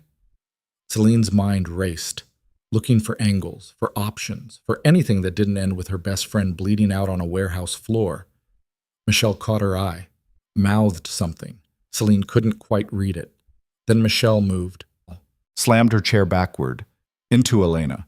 Not hard enough to knock her over, but enough to disrupt her aim. The gun shifting away from Jessica's head for half a second. Celine dove, grabbed the Glock she'd kicked away, rolled, came up firing. The shot took Elena in the shoulder, spinning her, gun falling from her hand. Lucien moved, tackled her. They went down hard, concrete meeting flesh with sounds that made Celine wince. Marcus and his team swarmed, zip-tying Elena before she could recover, securing the room, Chen cutting Jessica and Michelle free. Jessica collapsed into Celine's arms, sobbing, shaking, alive. Celine held her, pressed her face into Jessica's hair and just breathed. Because her best friend was alive. Because they'd made it. Because somehow against every odd and expectation they'd survived. Michelle stood, walked to where Elena lay bleeding and zip-tied on the floor, looked down at her with eyes that held years of pain. "My brother died protecting me from you," Michelle said quietly. "He was better than all of us, kinder, and you killed him like he was nothing." Elena spat blood. "He was nothing, just collateral damage." Michelle's foot connected with Elena's ribs, hard, the sound of bone maybe cracking, Elena gasping. "Michelle," Lucian's voice, gentle. "Don't. She's not worth it. She killed Anthony." "I know, but beating her to death makes you like her, and you're better than that." Michelle stood there, trembling, fists clenched, every muscle screaming to unleash years of grief and rage. Then she stepped back. "You're right. She's not worth it. She's not worth anything." Sirens in the distance, getting closer. Red and blue lights starting to flash through broken windows. Chen pulled out his badge. "Feds will want her. I'll make sure they get her. And this time, there won't be bail. There won't be appeals. Just a cell and decades to think about what she did." Viviana arrived with her team. took in the scene, the bodies, Elena bleeding, the hostages alive. We need to leave, now. Before this becomes a crime scene we can't explain. I'm staying, Chen said. I'll handle the official side, make sure the story lands clean. You all were never here. This was a federal operation. My caller, my case. They'll investigate you, Lucian said. Connect you to us. Destroy your career. My career was over the moment I went into hiding. At least this way it ends with me doing something right. Chen looked at Elena, and making sure people like her don't get to wear badges anymore. Lucian extended his hand. Thank you for everything. Chen shook it. Thank you for giving me a reason to come back, for reminding me what justice is supposed to look like.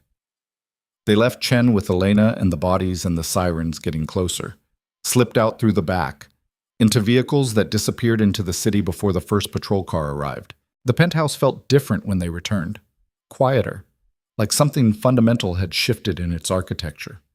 Jessica was there, safe, wrapped in blankets, drinking tea that Viviana had made, Michelle beside her, both of them still shaking but alive. Marcus and his team dispersed, going back to whatever lives they maintained outside this world. Viviana went to coordinate cleanup, make sure the official story matched Chen's version, leave no loose threads, which left Celine and Lucian standing by the windows, looking out at the city that had tried to kill them and failed. She could have won, Celine said quietly. If Michelle hadn't moved, if I'd been half a second slower, Jessica would be dead. But she's not, because you didn't hesitate, because you made the shot when it mattered. I got lucky. Luck is what happens when preparation meets opportunity. You were prepared, you trained, you learned, and when the moment came, you executed. He paused. You saved her life. Celine looked at her hands. They were steady now. No shaking, no trembling. The adrenaline had burned through, left something harder in its place. I killed someone tonight, she said. That guard.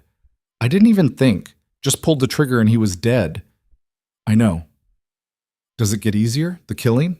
No, it gets normal, which is worse. She turned to face him. Is that what we are? People for whom killing is normal? We're people trying to survive in a world that doesn't care if we do. Sometimes survival requires violence, sometimes it requires mercy. The trick is knowing which and when. And tonight? Tonight required both. Violence to stop Elena. Mercy to let Michelle make a choice instead of choosing for her. He moved closer. You did good. Both parts. Celine felt tears starting, pushed them back. Jessica's going to hate me when she processes what happened, what I dragged her into. She'll never forgive me. Maybe. Or maybe she'll understand that you did everything you could to protect her, that you risked your life to save hers, that friendship means showing up even when it's terrifying. That's optimistic. I'm trying something new. Optimism. Not sure I like it yet. Despite everything, Celine almost laughed. How very unlike you. I'm full of surprises. They stood together, not touching, just existing in the same space. Two people who'd survived something that should have killed them. What happens now? Celine asked. With Elena locked up, with the organization, with us. Now we build something better, like we talked about. Transition everything legitimate. Use the money and power for something other than survival. Actually help people instead of exploiting them. That'll take years, decades probably, but we have time. And we have people who believe it's possible. He looked at her. Do you believe it's possible? Celine thought about the last 3 months, about jumping into vans and facing down prosecutors and learning to shoot straight, about becoming someone who could stand in rooms with killers and not flinch. I believe we can try, she said. I believe trying is better than accepting things as they are. Good enough for me. Viviana returned an hour later. Confirmed Chen's story had landed. Elena was in federal custody, under guard, facing charges that would ensure she died in prison. The investigation was clean. No connection to Lucian or anyone in his organization, just a federal agent who'd finally caught the corrupt prosecutor he'd been chasing. What about Chen? Celine asked. Will he be okay? He's a hero. The FBI's golden boy who brought down one of their own. They'll protect him, promote him probably. He played it perfectly. And the bodies? Self-defense. Elena's hired guns. Everything justified. We're clear. The relief should have felt bigger, should have filled the room. Instead, it just felt like exhaustion. Like they'd run a marathon through hell and finally crossed the finish line, but were too tired to celebrate. Jessica appeared in the doorway, still wrapped in blankets, eyes red from crying. She looked at Celine. Can we talk? Alone? Celine's stomach dropped. Yeah, of course. They went to one of the guest rooms, closed the door. Jessica sat on the bed. Celine stood, not sure if she should sit beside her or give her space. I need you to tell me the truth, Jessica said. All of it. What you've been doing, who these people are, everything. So Celine told her, starting from the wine glass exploding against the wall, through the gala and the raids and Elena's conspiracy. The shooting at the pier, the choice to stay instead of run, learning the business, learning to survive, falling for someone she probably shouldn't have. Jessica listened, didn't interrupt, just absorbed information that rewrote everything she thought she knew about her best friend. When Celine finished, silence filled the room. You're in love with him, Jessica finally said. With Lucian. I don't know, maybe. It's complicated. He's a criminal. He's trying not to be, trying to change, build something legitimate. Do you believe that? Actually believe it? Celine sat down. Finally. I believe he wants to. I believe he's capable of it. Whether he succeeds is another question. And if he doesn't, if this all collapses and you end up arrested or dead or worse, then at least I tried.